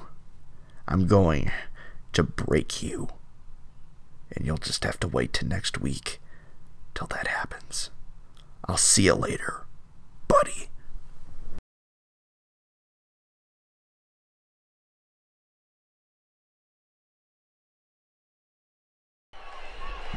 Well, next week at Canadian Chaos, it's official. In our main event, Jeff Garnett and David Sandmen are going to go at it one-on-one once again. But now here comes a man who definitely has some explaining to do. You talk about having Scott Adams explain his actions from last week. Now this is the man that straight up tried to murder Sean Riley. And we still have no reason why. The Princess of Death, Kenyon Fenix. Vicious attack to Sean Riley after Riley's victory against Jet Fusion last week. And as a result, Sean Riley will be out of action for a number of weeks. All because of this man's insane mindset. I mean, we know from the past Phoenix is a couple fries short of a Happy Meal, but we've never seen him be this vicious in his goals. Phoenix is going up against a man who also has a lot of anger in his mind. Of course, he got a little bit of some payback earlier in the night, that being the Outback Warrior, Brandon James. That is sure to be a great match between these two. But I need to hear Fenix's explanation for what he did. Because this man, in my mind, is a psychopath. Big topic on everyone's mind in ECF since open fight night has been why Kenyon Fenix attacked Sean Riley. Are all of you fucking stupid? Think, people! Have you not been paying attention to me since I've been here? I said a long time ago about how I had to sit in a slum bucket of a hotel room. Well, Sean Riley got a fucking presidential suite all to himself. Why? Because he was a bigger name in the outside. You know, I've said it since day one, that there was a conspiracy of this company out to get me. Well, you know what? I think it's false now. Why? Because I believe that it's a reality now. No more conspiracy. ECF doesn't appreciate what they have in the main attraction, the Princess of Death, Kenyon Fenix. But they like to jerk off AWF because they want Sean Riley. And Sean Riley got a world title shot right off the bat, while I had to work my ass off in the mid-card, and still I get no favors. Hardcore champion, the last of the incarnation of ECF in the past. We come back after the belts have been vacated, and I still never got my rematch to get back my title. Rush Hour did all they could. They got their wish. It's because I'm not appreciated. So I had to make a statement. So at open fight, I did my own open fight night. And I ran down and I beat the shit out of Sean Riley. Because it's people like him. It's people like Rush Hour. And it's the management of ECF that are out to get me who do not care. So you know what? I don't give a shit anymore. Because guess what? Management listened for once. Granted, they were the ones who decided on it, so it's not really in my favor. But I was told that I could come out here and say that Sean, at the next ECF special, I'm challenging you to a match. And here's the thing, Sean, you can't say no. Because it's already, you know, I mean, I can understand you'd say no. You're afraid of me. Also, I did a pretty damn good number on you. I would understand why you wouldn't want to come back yet. But at the same time, Sean, I understand that this is going to be your chance to reclaim something, right? You're going to put me down, just like you put all the other guys down too. So at Pride and Destruction, Sean, there's going to be only one way out. And it's going to be with me ending your career. And you're just going to be the first on my path of destruction in this company to get what I want and to get to the top. So ta-ta for now. I gotta say, I'm not shocked by his answers. It continues this narrative he's been preaching since he's arrived in this company of the establishment trying to hold him back, and he represents Riley as a part of that establishment. And now it's official at Pride and Destruction. Sean Riley versus Kenyon Fenix. That is if Riley will be cleared in time to make it to Pride and Destruction. But now once again, Brandon James making his way to the ring. Of course, earlier tonight we saw him take out Scott Adams after Adams' vicious assault on Jaden Jacob. And now Brandon James looks to pick up a big win against the Princess of Death. Of course, last week challenging Sean Walsh to a match at Open Fight Night. And as we know, that led to Walsh's master plan being revealed, that being the formation of the Shotgun Conspiracy.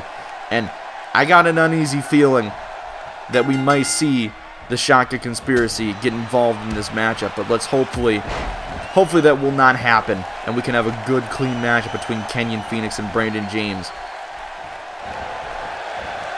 Oh my God, Kenyon Fenix, former hardcore champion. Brandon James, a man who's trying to capture gold in that division, but according to Sean Wall, she's going to make sure it's his life goal that Brandon James never touches Hardcore Championship gold.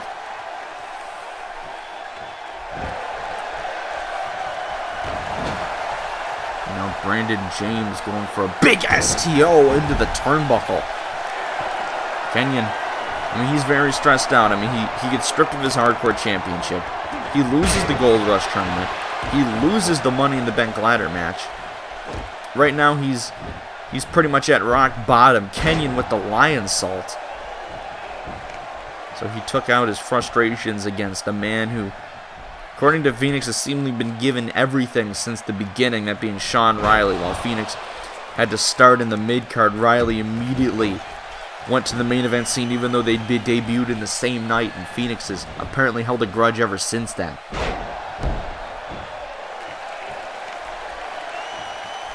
Interesting note, no Margot by the side of Kenyon Fenix tonight. Fenix coming out here alone, maybe representing, you know, I can't have any distractions right now. I need to focus on Riley, and a big super kick by Fenix. And you gotta wonder if every single shot in this man's matchup right here against Brandon James is a direct message to Riley. Triple elbow drop to to Brandon James by Kenyon Fenix. Now going for the cover one, only getting a 1 count. But you want to talk about someone that needs a victory. Brandon James, it's been ages since this man has been able to pick up a win. Unfortunately, just it seems like the world is out to get him. While Fenix takes his frustrations out by trying to end a man's career, Brandon James takes his frustrations out by trying to fight back, trying to prove that he is worthy of being a champion. While Kenyon Fenix just feels entitled, and it makes me sick. A big neck breaker by Brandon James. And now going for the cover against Fenix. Fenix grabbing the rope. The ring awareness of the Princess of Death leads to that pinfall being broken up. And now Brandon James looking to fly. What is he thinking here? Brandon James missing on a big forearm. And now Fenix, oh God, dear Jesus Christ, cradle pile driver. We saw the Shadow hit that earlier in the night, and now Fenix looks as though he's added that move to his arsenal as well. Now Kenyon whipping Brandon James into the corner. Oh my God, wait a minute. O'Connor roll into a big German suplex. Dropping Brandon James on his head. And the man that refers to himself as the main attraction, rubbing it in the face of the ECF universe.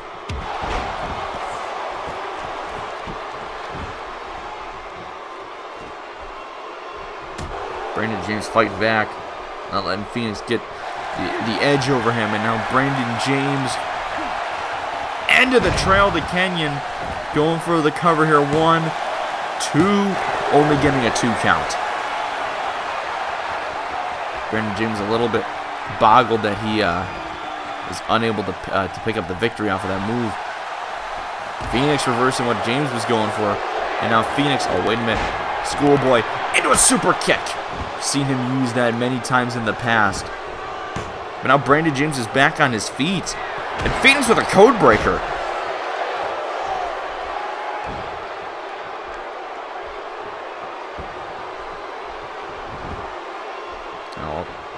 Oh, leg drop. I thought for a second he was going to go for the Mr. J's Nightmare. But Brandon James back in this now. Fenix going for a big swinging neck breaker. And Brandon, big headbutt.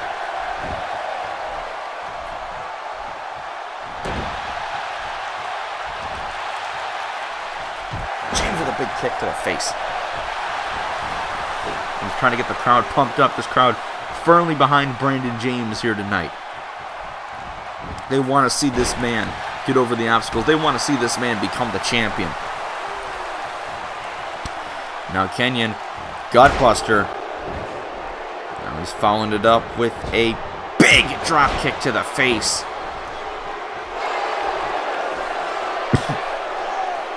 And he's just looking at Brandon James, trying to kind of put an end to this matchup early.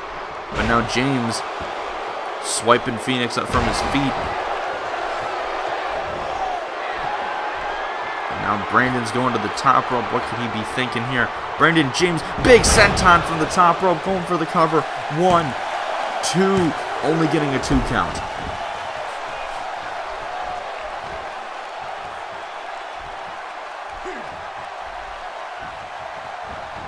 Oh, Fenix with a big shot. Brandon James reversing it, and he hits him with a big rolling elbow.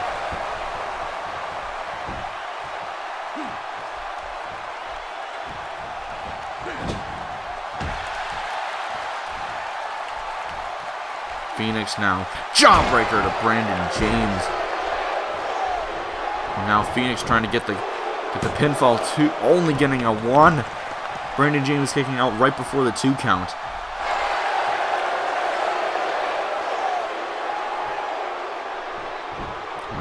James slow to get up. Kenyon now, big neck breaker.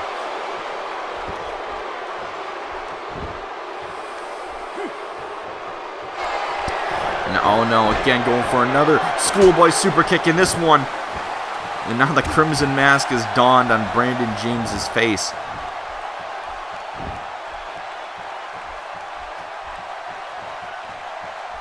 Brandon James bleeding. Kenyon Fenix just frantically pacing around the ring. This is why I refer to this man as a psychopath. And now James going for a second end of the trail, and he hits it. Oh wait, James calling for the end here. Oh man, what? Oh wait a minute, got him up in the electric chair. Brandon James, one-winged angel. Holy shit! One-winged angel by Brandon James. We have never seen him hit that move before. Oh no, no! Well, I said it at the top of the match. Watch the Shotgun Conspiracy interfere. Here's the Titantron of Scott Adams. And now, oh god, causing a distraction. Kenyon Fenix now. Ballad of Harley Quinn. Son of a bitch. Scott Adams causing the distraction to Brandon James, and now Fenix picks up the victory. Stealing the victory from Brandon James. Brandon James should be walking out of this match with his hand raised, but Scott Adams and the Shotgun Conspiracy not letting James get a single second of happiness and joy in his life, apparently. Kenyon Fenix walks away with the victory, and you gotta imagine Sean Riley somewhere in a hospital bed is watching this matchup and wants nothing more than to smack the piss out of this man's mouth.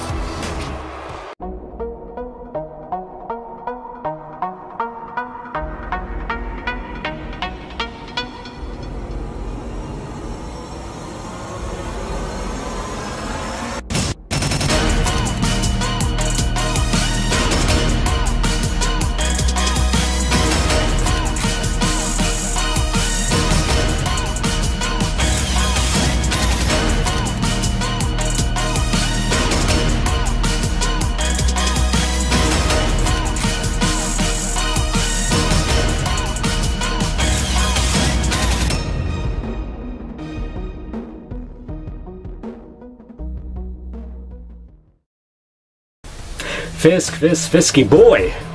You know, I thought maybe, just maybe, if I got my hands on you a little bit, that'd be enough. That'd be enough to let bygones be bygones. But Fisk, I'm not satisfied yet. You know, attacking you after your match, that's not enough, because that's not really comparable. Fisk, you cost me money in the bank. When that match was as good as mine, you cost me that briefcase. And now I can't get that briefcase. No, but what I can do is get my hands on you. So Fisk, at the next CPV, Pride and Destruction, I want to face you in a match. Fisk versus Cross. And you know, it's kind of funny, our paths have never really intersected or crossed, but we've been in a lot of promotions together. And you know what I've noticed in all those promotions? Fisk, you like to try and come off as this big and spooky monster, right? But Fisk, you're not a monster. You're just a scared little boy. And when things don't go your way, you like to run, Fisk. You like to run. So Fisk, at the next CPV at Pride and Destruction, I highly suggest you man up and you start facing your problems. Because there's no outrunning the world's greatest everything.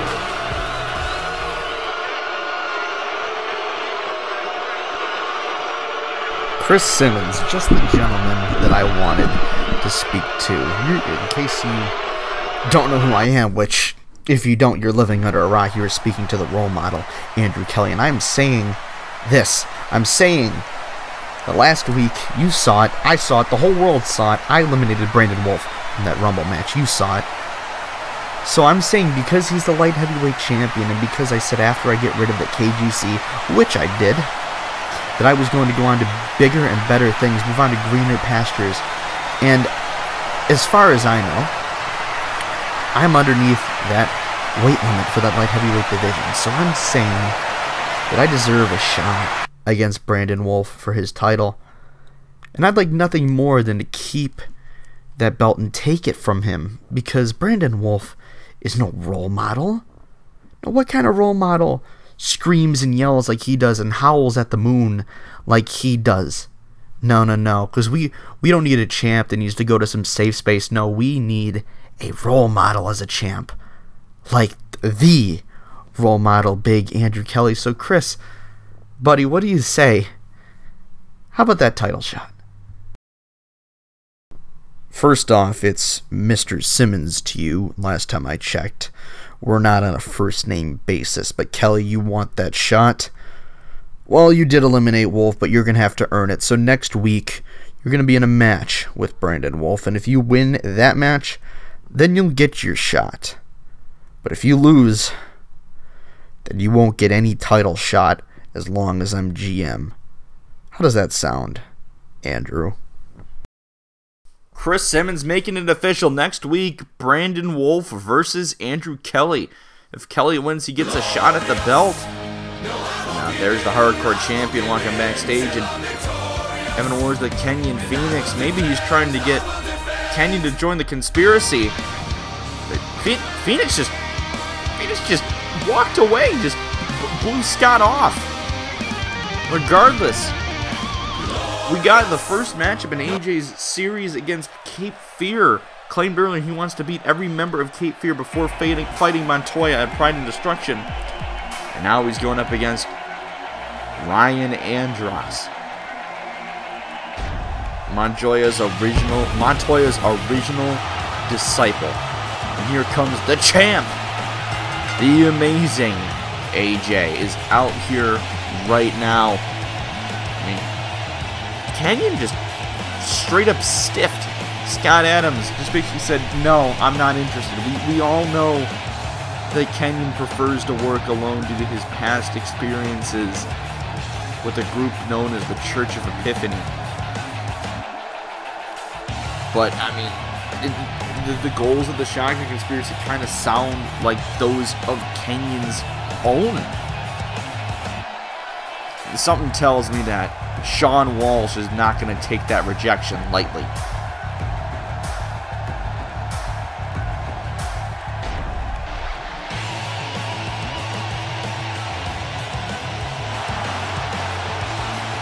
Champ coming out, big matchup against Andras in preparation for his matchup against Montoya at Pride and Destruction.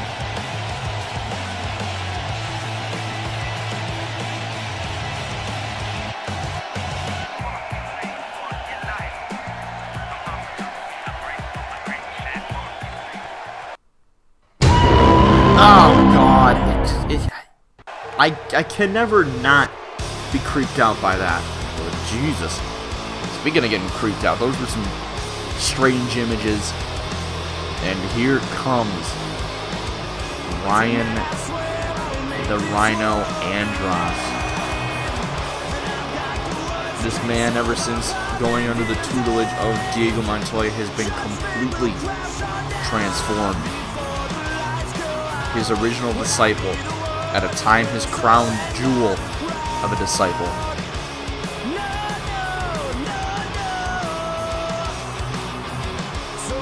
And AJ's first challenge against Cape Fear. Now, I'm wondering, if he's unable to defeat Andras, is that it?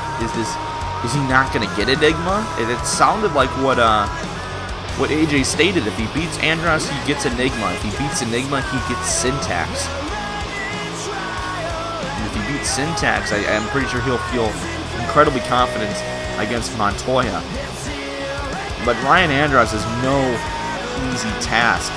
He may not be as big and powering as Enigma, or as vicious and psychological as Steven Syntax, but Ryan Andras is a beast in this ring. I'm just looking at that. I'm getting kind of creeped out. That mask, that massive shoulder pad.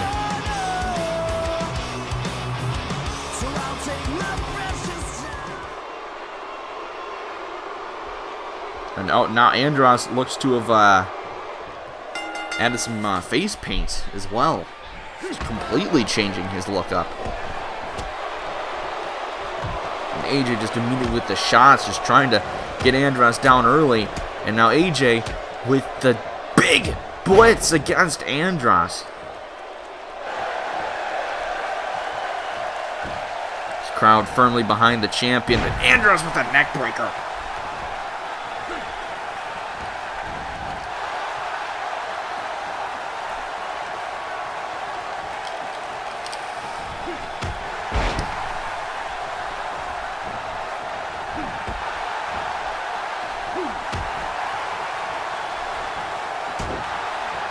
AJ now big clothesline. First time we've seen the champion compete since his undisputed championship match against Jet Fusion at Money in the Bank 2. On the contrary, this is Ryan Andras' first match since getting the win over Insanio at the first ever open fight night. Insanio, of course, called out a member of Cape Fear. Andras accepted the task. A lot of people have said that Ryan Andras and Enigma should have been the ones to go for the... Oh my god!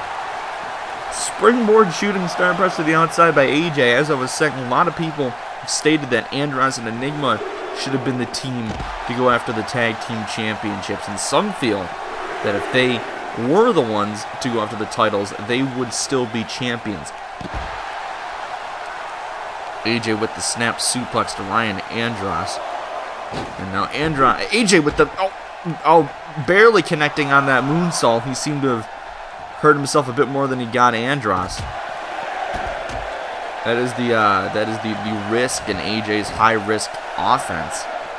So a lot of the time it doesn't pay off, these diving moves. AJ missing on the amazing forearm. The referee kind of gotten in the way of that. Tried to stop Andras from doing something, but as a result, AJ unable to hit the forearm. AJ now taking Andras down.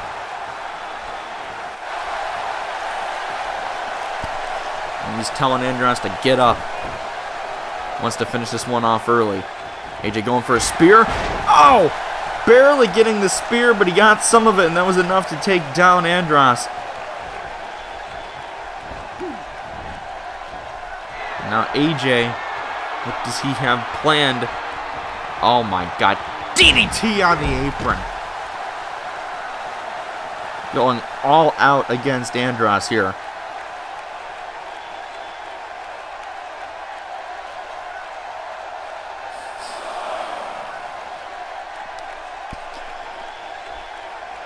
I just got to roll him back into the ring and this match will be over. But AJ's got something else planned.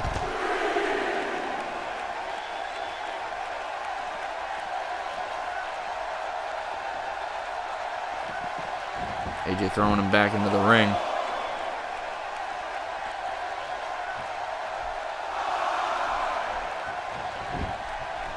And now what does he have in mind? AJ going for a big reverse DDT.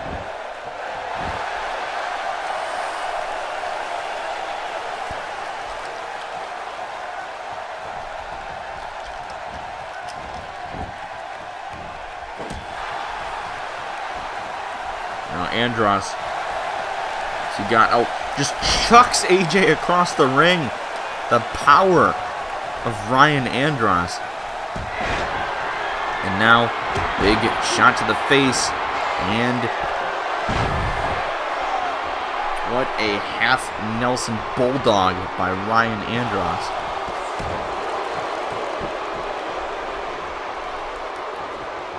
And now Andras with the reverse DDT.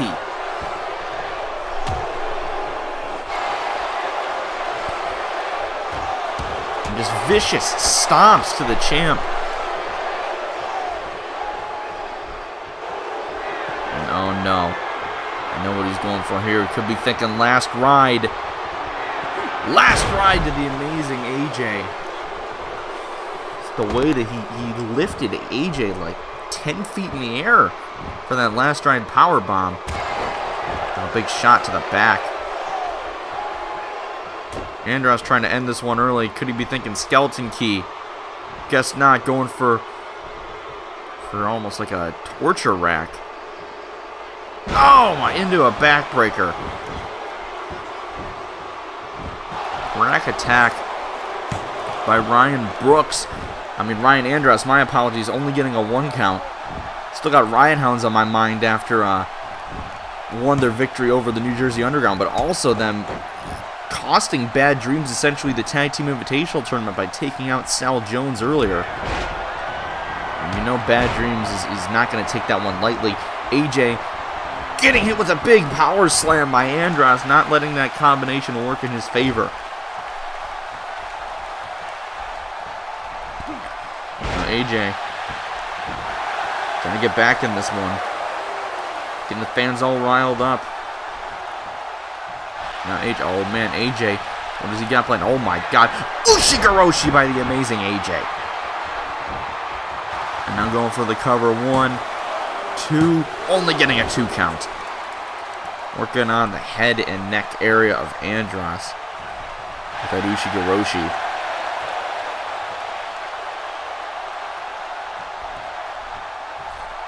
And now AJ. Could he be thinking the forearm again? Connects with the amazing forearm.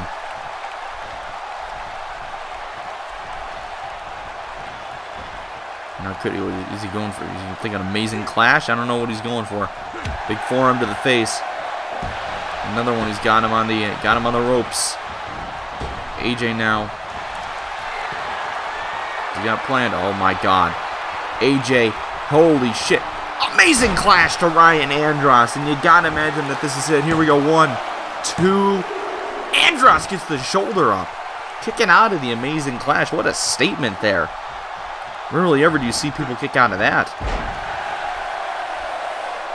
You know, he's got a vice grip almost locked in on AJ's head, trying to squeeze his damn head until it caves in.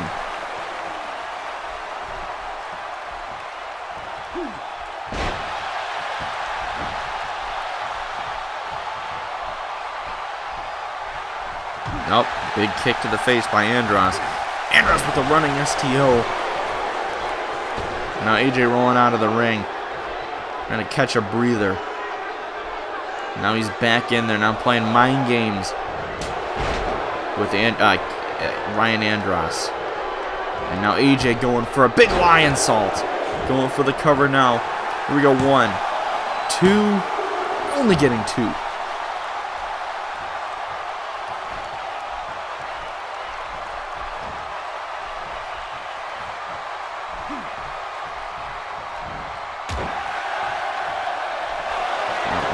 Andras now going for another last ride.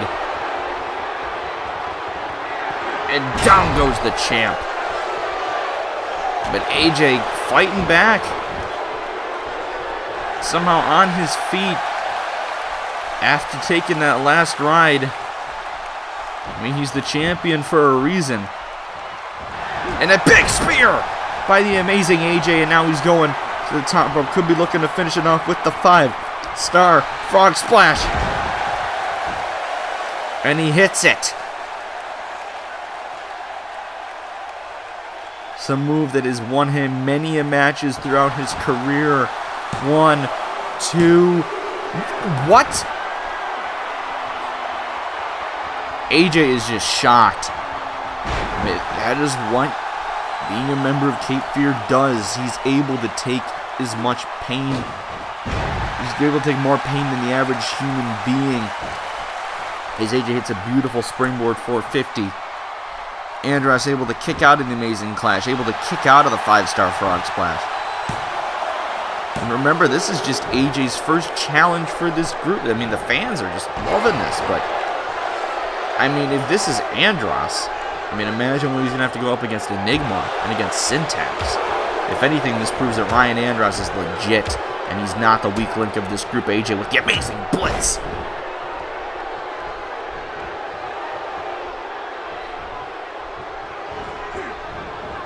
Now he's got him on the outside. AJ, oh my god, we've seen this before. Sunset flip powerbomb to the outside.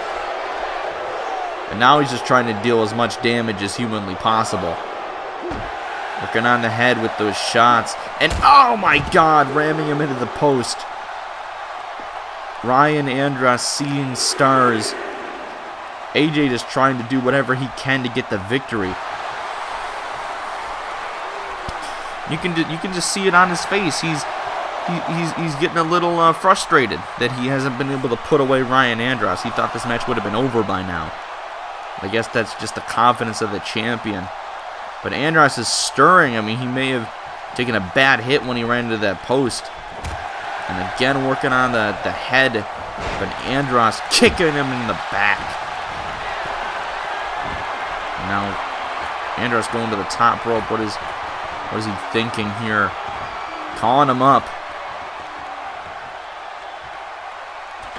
Oh, AJ catching him mid-air into a power slam. And he's, oh my god. Here we go. Another Ushigoroshi on the injured head of Andras. And that's going to be it. AJ taking advantage of the of Ryan Andras' injured head. And he gets the victory. What a matchup between Ryan Andras and our undisputed champion, the amazing AJ. It showed me one thing. It showed Ryan Andras is here to play. He is a legit contender. That second Ushigoroshi was the end of it. Kicked out of an amazing clash. Kicked out of the 5-star frog splash. But now AJ has one challenge down. So next week at Canadian Chaos, it's official. AJ's going to go one-on-one with the muscle of Cape Fear. Going to go one-on-one with Enigma.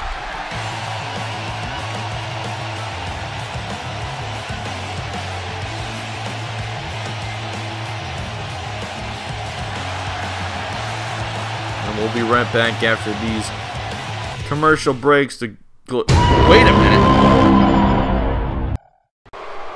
At Open Fight Night, I proved what I've been saying for a long, long time now.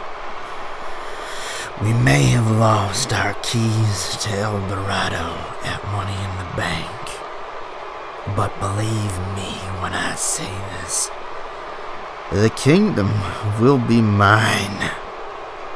Come Pride and Destruction, because AJ, I will burn New Orleans to the ground when I get in that ring with you, and your title will be mine. Now tonight, I'm gonna make an example of your brother, your little pipsqueak brother, and I'm going to just make an example of what will happen to you in just a matter of weeks. So look out, because I have arrived.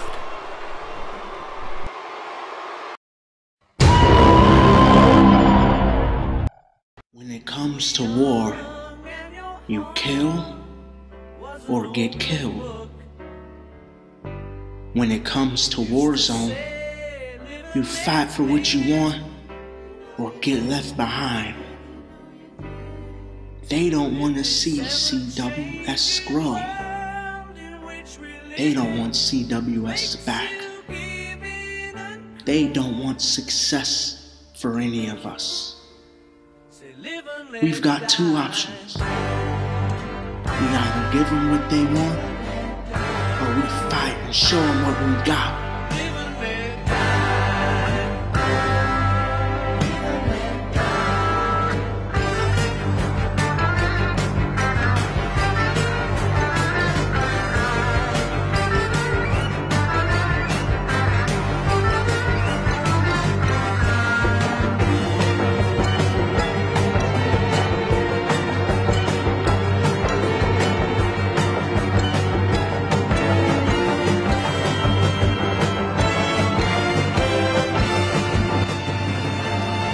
We don't gotta get along.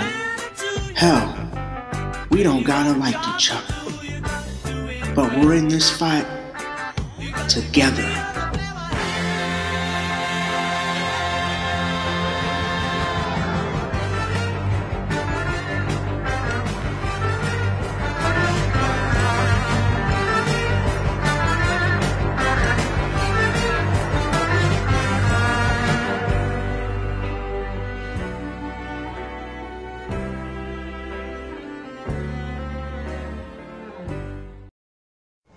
Whoa, hold up, time out. I had to go up against 19 superstars for a title shot that I should be given right on the spot.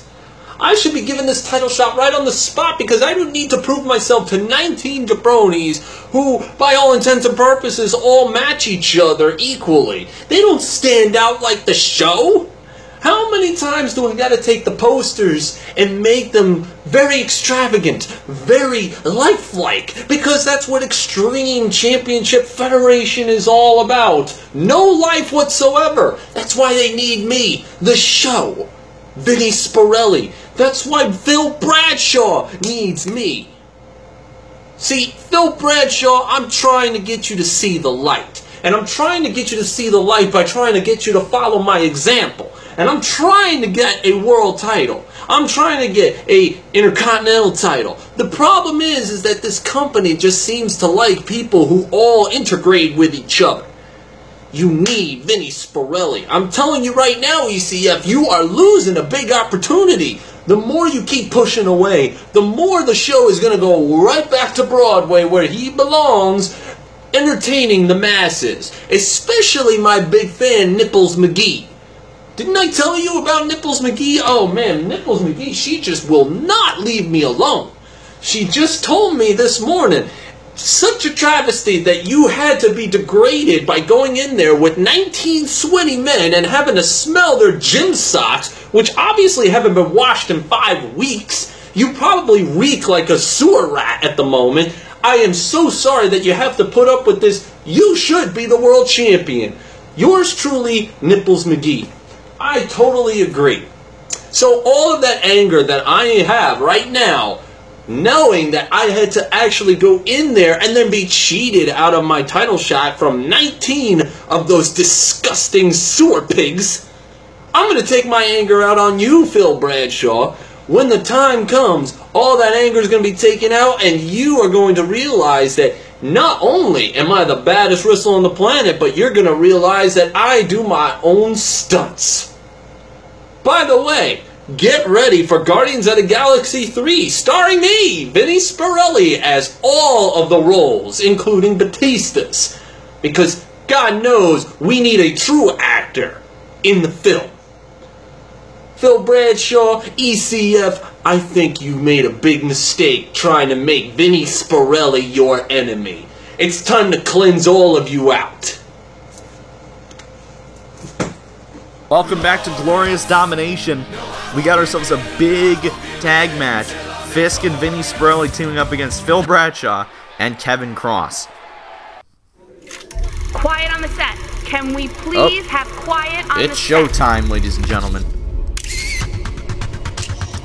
Because the show has entered the arena here in Sacramento. Here comes Vinny. The show is Sparelli, accompanied by his handy enforcer, Tyrese Williams. Nice suit. You got a nice suit on. I like the red tie. Vinny Sparelli going from Broadway to professional wrestling. It's been widely documented, and ever since his debut, he's been trying to get Phil Bradshaw to turn over from his refound ways to back to his life of luxury, his life of thinking down on others, and Bradshaw just wants nothing to do with that. And Vinny is he's taken a personal offense to that and wants nothing more than to make Bradshaw break. He wants to see Bradshaw be truly broken.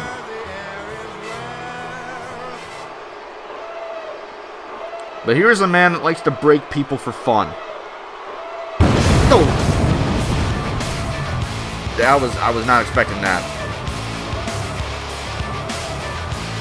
But as I was saying, it's the Punisher. This is Fisk, who is now a free agent. Widely documented his departure from COH. This is actually going to be his first matchup since his departure from COH. But Fisk here in ECF, where it matters, has had some issues with Kevin Cross. Issues we don't really know about. I mean, Fisk just, he kind of just, for no reason, interfered in the Money in the Bank match. Took his anger out from not regaining the Intercontinental title. He took it out on Caius. He took it out on Kevin Cross. Last week he demolished Caius at Open Fight Night. And Kevin Cross and him got into a massive brawl after that matchup. Fisk's anger is directed at Cross, and when this man is angry at you, it's never, ever a good thing. Because you'll be in for a world of danger, a world of hurt, and a world of punishment.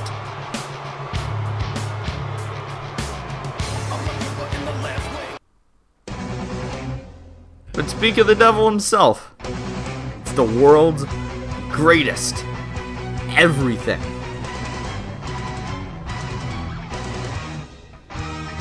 It is Kevin Cross.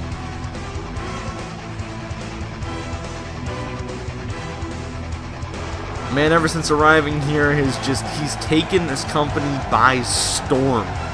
Within his first 3 matches, he was given an undisputed championship match. Now he's got issues with Fisk. Of course, Fisk, the man that cost him the Money in the Bank match. Everyone said that this was the man that was going to win the whole damn thing. And Fisk ruined his dreams of getting another championship opportunity.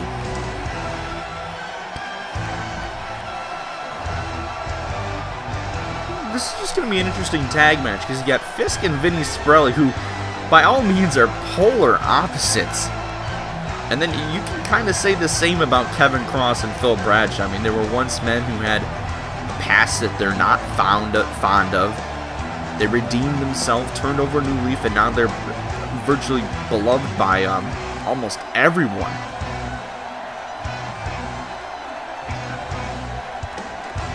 It'll be an interesting matchup. Kevin Cross focused. I mean, we saw what he did. I mean, we kind of saw Kevin's anger come out last week when he just beat the piss out of Fisk, which is a statement in its own right. Not many men can say that. But here's the living legend, his tag team partner, the Black Panther, Phil Bradshaw. Bradshaw coming off of a upsetting defeat against Jeff Garnett last week. Trying to get back in the winning ways here tonight. He's got some new theme. He's got new theme music. Childish Gambino, I like it.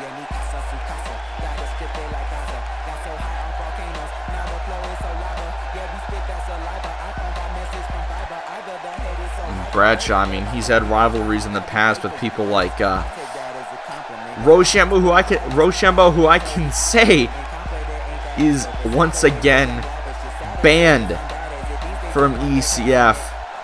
Chris Simmons, after Shambo snuck into the Rumble last week, issued a message to security saying that this man is not allowed on the premises, and if you see this man trying to enter an ECF arena, take him down with any means necessary. But now Bradshaw's new rivalry, of course, is with Vinny, Sparelli, Bradshaw, and he was unsuccessful in Money in the Bank to take down Sparelli. Of course, his original partner was supposed to be Brandon James. Brandon James got taken out by Tyrese, which, as we found out last week, was the doing of Sean Walsh. So Bradshaw's partner ended up being the devil himself, Rochambeau. Kevin and Sparelli starting this matchup. Big knee by Kevin Cross. This is, in many ways, it could be considered a dream matchup, seeing Vinny Sparelli and Kevin Cross go at it in the ring.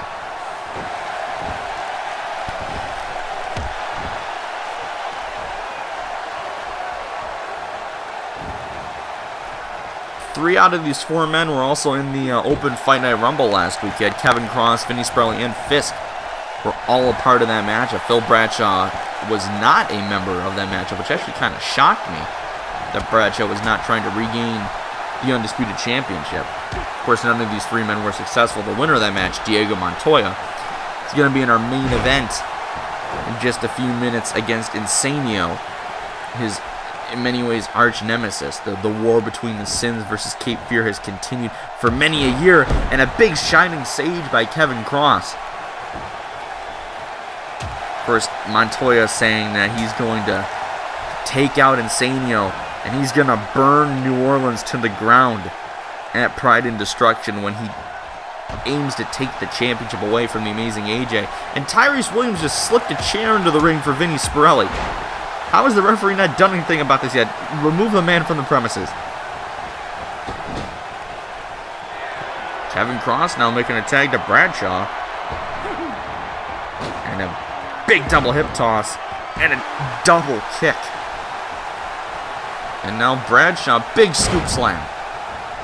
Going for the cover. Here we go, one. Only getting a 1 count.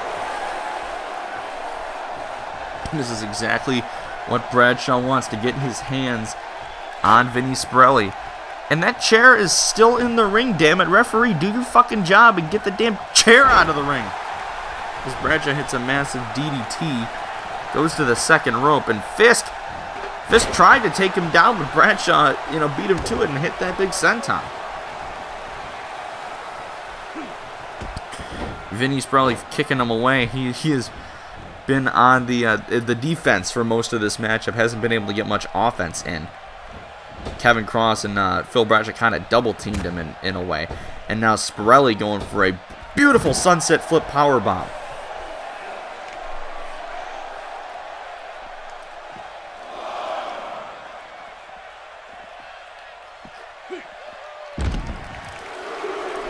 If I recall, Sparelli in his promo, he brought up his fan Peaches, or as he calls her, Nipples McGee. Apparently, Sparelli's got an audition for the new Guardians of the Galaxy film.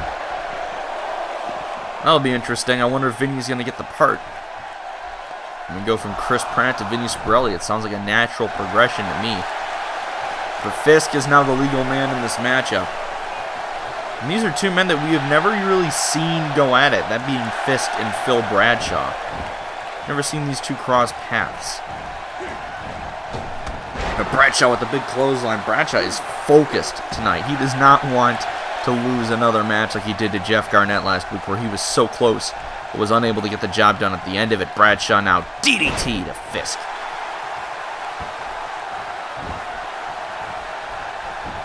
Now makes the tag to Cross. And now in the corner, Kevin Cross. Big shot, here we go. Rainmaker to Fisk.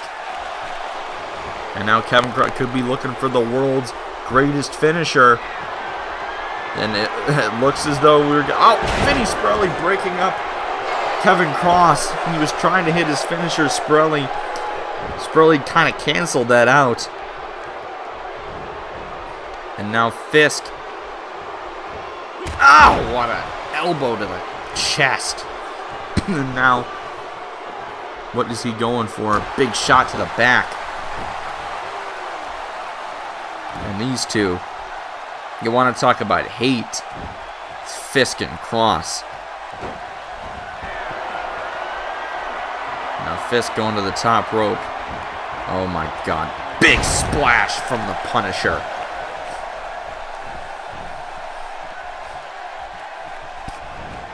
This could be a preview to Pride and Destruction.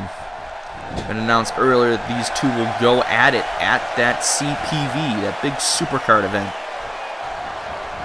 That could very well steal the show. Fisk with the buckle bomb, going for the cover.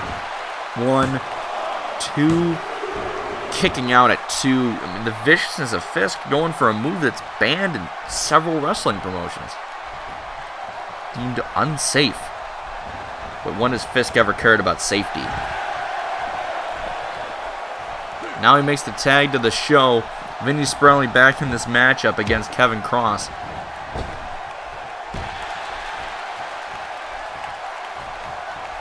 Now Kevin back on it. Here we go. Big neck breaker by Kevin Cross.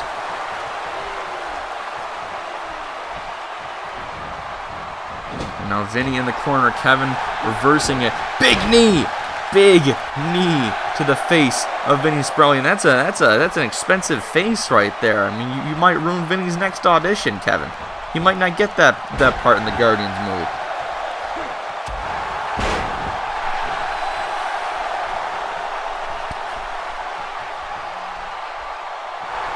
And now Vinny going for a Northern Lights suplex with the bridge. Covering out 1, 2, only getting 2. And now Vinny went for, it looked like a belly-to-belly. Kevin Cross reversing it, but Vinny Sparelli tagging in Fisk. And these two are going at it again, but Kevin Cross prepared. Big arm drag. He's trying to go for it again. He's trying to hit the world's greatest finisher once again. Fisk reversing it into a fireman's carry. And now Fisk with the beautiful Samoan drop.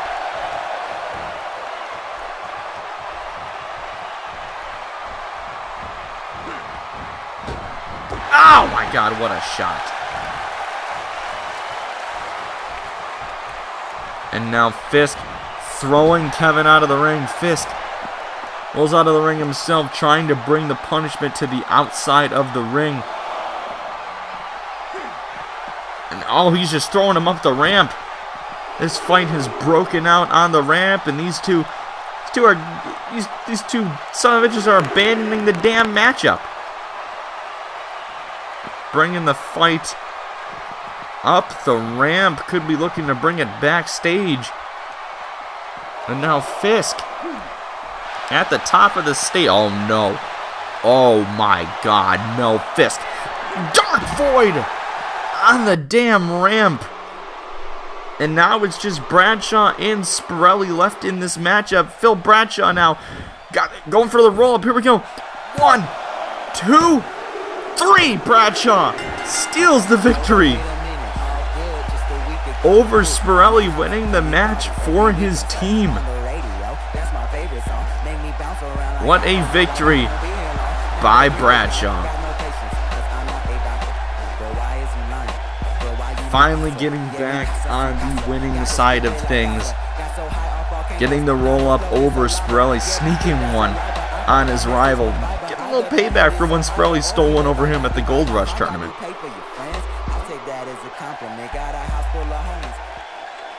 Oh, wait a minute. That's the music of the Intercontinental Champion. That's Corey Chambers. We haven't seen him in a couple weeks. We haven't seen him since Money in the Bank. It's the champ. I mean, Simmons announced an Elimination Chamber at Pride and Destruction earlier tonight, but we didn't know any of the participants. Is Chambers saying he wants Bradshaw in the match? He drops the belt, making his way into the ring and got a little bit of a makeover. I don't know how I feel about it. It's a little weird. 2C3 and Bradshaw are in the ring. And this stare down. And 2C3 saying he wants Bradshaw at Pride and Destruction, but who are going to be the other men in that chamber match. Basically, he said, see you in New Orleans. 2-3 was impressed.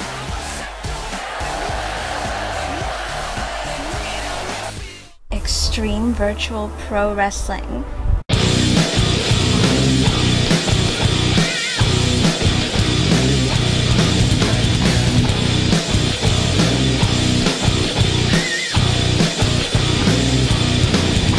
The dirtiest. To do this! Cause fuck Four Eyes, he's a nerd, that's why. You know what? I don't even give a fuck. I just want all my money back. He get killed for all I care. Roughest.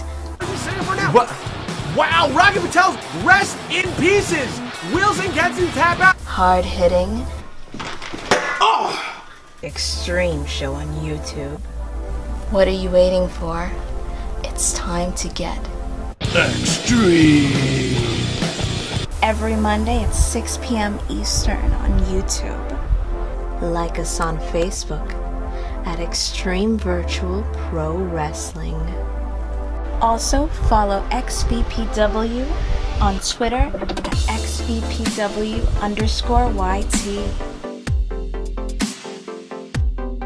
It's main event time here in Sacramento. Two rivals go at it one more time. Insanio versus Montoya. You know, you had people of both of their respective sides go at it earlier. You had AJ versus Andras, with AJ getting the victory. Can Insanio replicate his brother tonight and get the victory over the Father of Fear, the Eater of Mankind, the leader of Cape Fear, and most importantly, the #1 contender for AJ's Undisputed Championship, Diego Montoya? It's well documented, the history between Montoya and Insanio starting in the first season. Montoya ran down backstage. Montoya later revealed that it was in fact this man that was behind that incident, and ever since then has been out for vengeance, for blood against the Sins. They fought on many stages, including All Stars 8, where Cape Fear captured the Tag Team Championships. At Money in the Bank 2, the Sins regained those championships in a steel cage match, but then the following show, Open Fight Night, they lost the titles to Rush Hour after Cape Fear's siren hit. And those mind games cost the Sins the championship.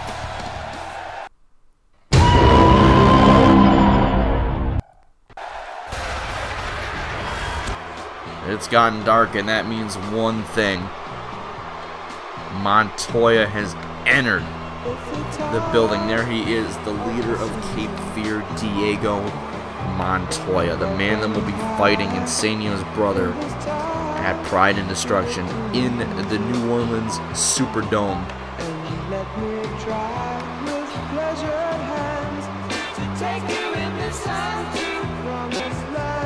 Firefly lighting up Sacramento right now. Montoya's followers,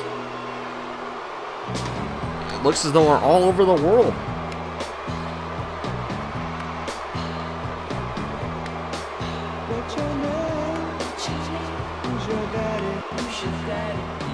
This will be good. The last time these two faced off in a one-on-one match, it was back in the round 1 of our Gold Rush tournament. Montoya was successful then. Will he be successful now? Now Montoya, wait a minute. Oh my god! Before the matchup even starts, just waltzes over to Insanio and just starts throwing lefts and rights. And we know these two despise each other. Montoya just channeling his aggression before the matchup even begins on Insanio.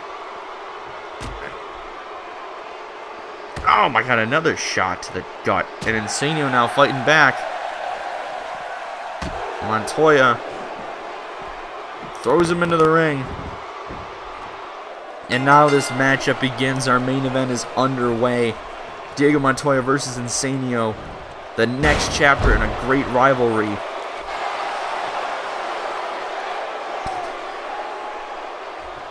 AJ said earlier, this feud with Montoya is personal because of what he has done to his brother and Ben Costello over the past couple of seasons. And this rivalry showing no signs of slowing down, especially now that AJ is in the mixture. Insano with a spine buster to Diego Montoya. I'm starting to think that these two won't stop fighting until one of the two teams dies.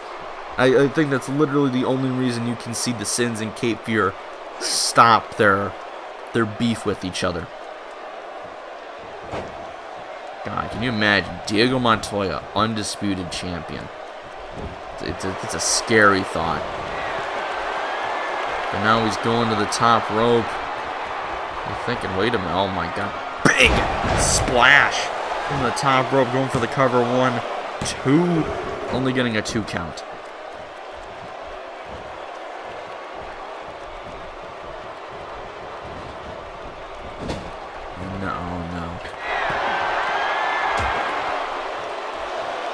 Montoya, I thought he was going muscle buster, but instead going for the big follow-away slam. And this match has been all Diego Montoya. And oh no. I said it earlier, and here we go. Muscle buster to Insano. Move so dangerous, it's ended careers in this industry. 1, 2, Montoya with his feet on the ropes, but Insano kicking out. Not letting Montoya steal the victory this easily. Big snap suplex.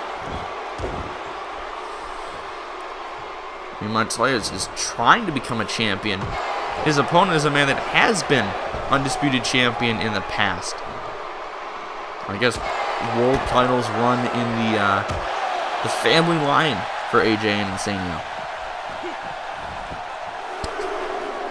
That family, Montoya and his disciples are his quote-unquote family. It's family warfare here in ECF.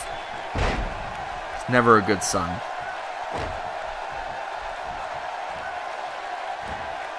Insano with a big knee to the face. Oh, we know what this is. He's going for the Bomaye. Here we go. Insano, Bomaye to Diego Montoya. And that's enough to knock anyone out. That's enough to get anyone for a 3 count, but Montoya kicks him away.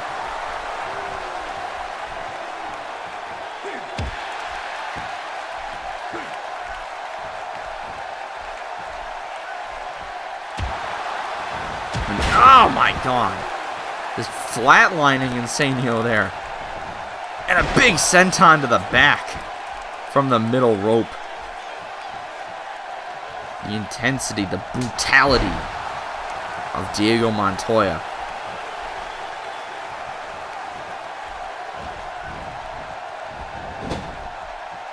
In the corner once more, Insano reversing it.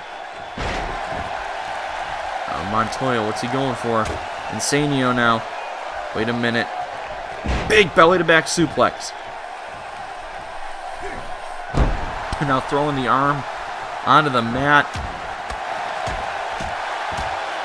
And now he's busted Montoya open with that series of punches. But Diego Montoya not going to take that lightly. He's seeing red, and he enjoys it. He's that sick of an individual. Insano going for a power bomb. Going for the cover now. Here we go. 1. No! Only a 1 count. Not enough to put away the #1 contender.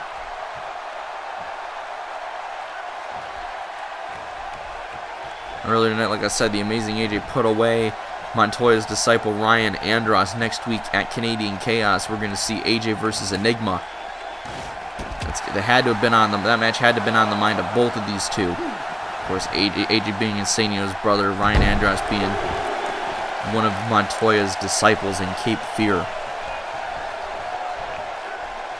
Oh my God, going for it again. Going for a second Bomaye. Gonna be it. Here we go. Boom, my. No! Drop toe hold. Montoya getting out of it.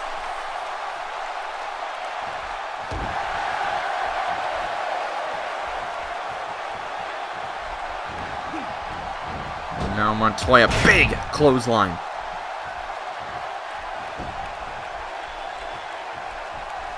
What does he have planned for Insanio? Going up. Big power bomb. Going for the cover now. 1, 2. Insanio kicks out, and now Montoya's got that inverted Boston Crab locked in. Trying to get Insanio to tap out. But Insanio sneaks out of it.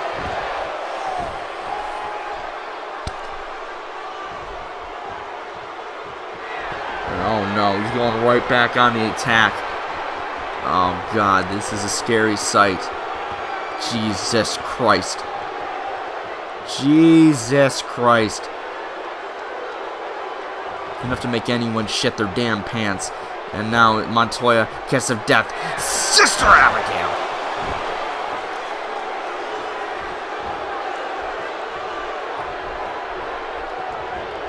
Insanio now. What's he got planned? Insanio going for a big suplex.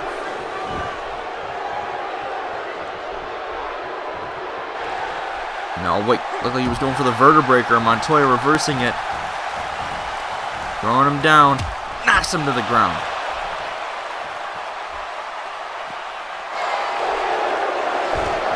Drops to his knees. Scary sight, just praying over Insanio's limp body. And oh no, not again. Not again. Dear God, no. Sister Abigail on the concrete.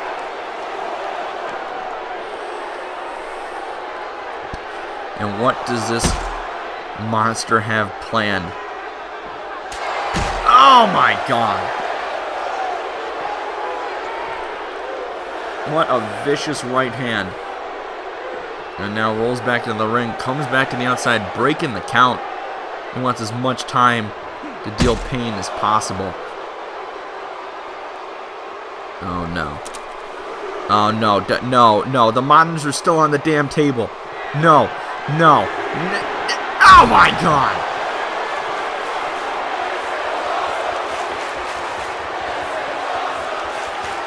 Fear Factor through the announce table, but Insanio's still managing to have some fight left in him. He just went through a damn announce table. And he's on his feet. This man's I mean, he's called insane for no reason. He's a damn lunatic. Montoya sending him right back down. Down to earth with that running crossbody. And now, everything's set in. This could be it. Insanio, big frog splash by Montoya. And that was the bullet point. That has to be it. That has to be it. 2, 3. Diego Montoya, the #1 contender, successful over his nemesis here tonight at Glorious Domination. And Insanio was just going off of pure adrenaline at the end, but once he got hit with that crossbody, that was it. Everything just hit him at once. That big muscle buster earlier on in the matchup. Insanio just, I mean, Montoya just threw everything at him. And this earlier, big Bomaye by Insanio. And then Montoya went for that power bomb. Reversed it into the Boston Crab. Tried to get a submission, but that was it. Frog splash. 1, 2, 3. And this very well could be the very scene we see at the end of Pride and Destruction. Diego Montoya standing, kneeling over his opponent, victorious, potentially as the undisputed champion. That's going to be it tonight for Glorious Domination. I'm Jared Stream, and we will see you next time. Good night, everyone.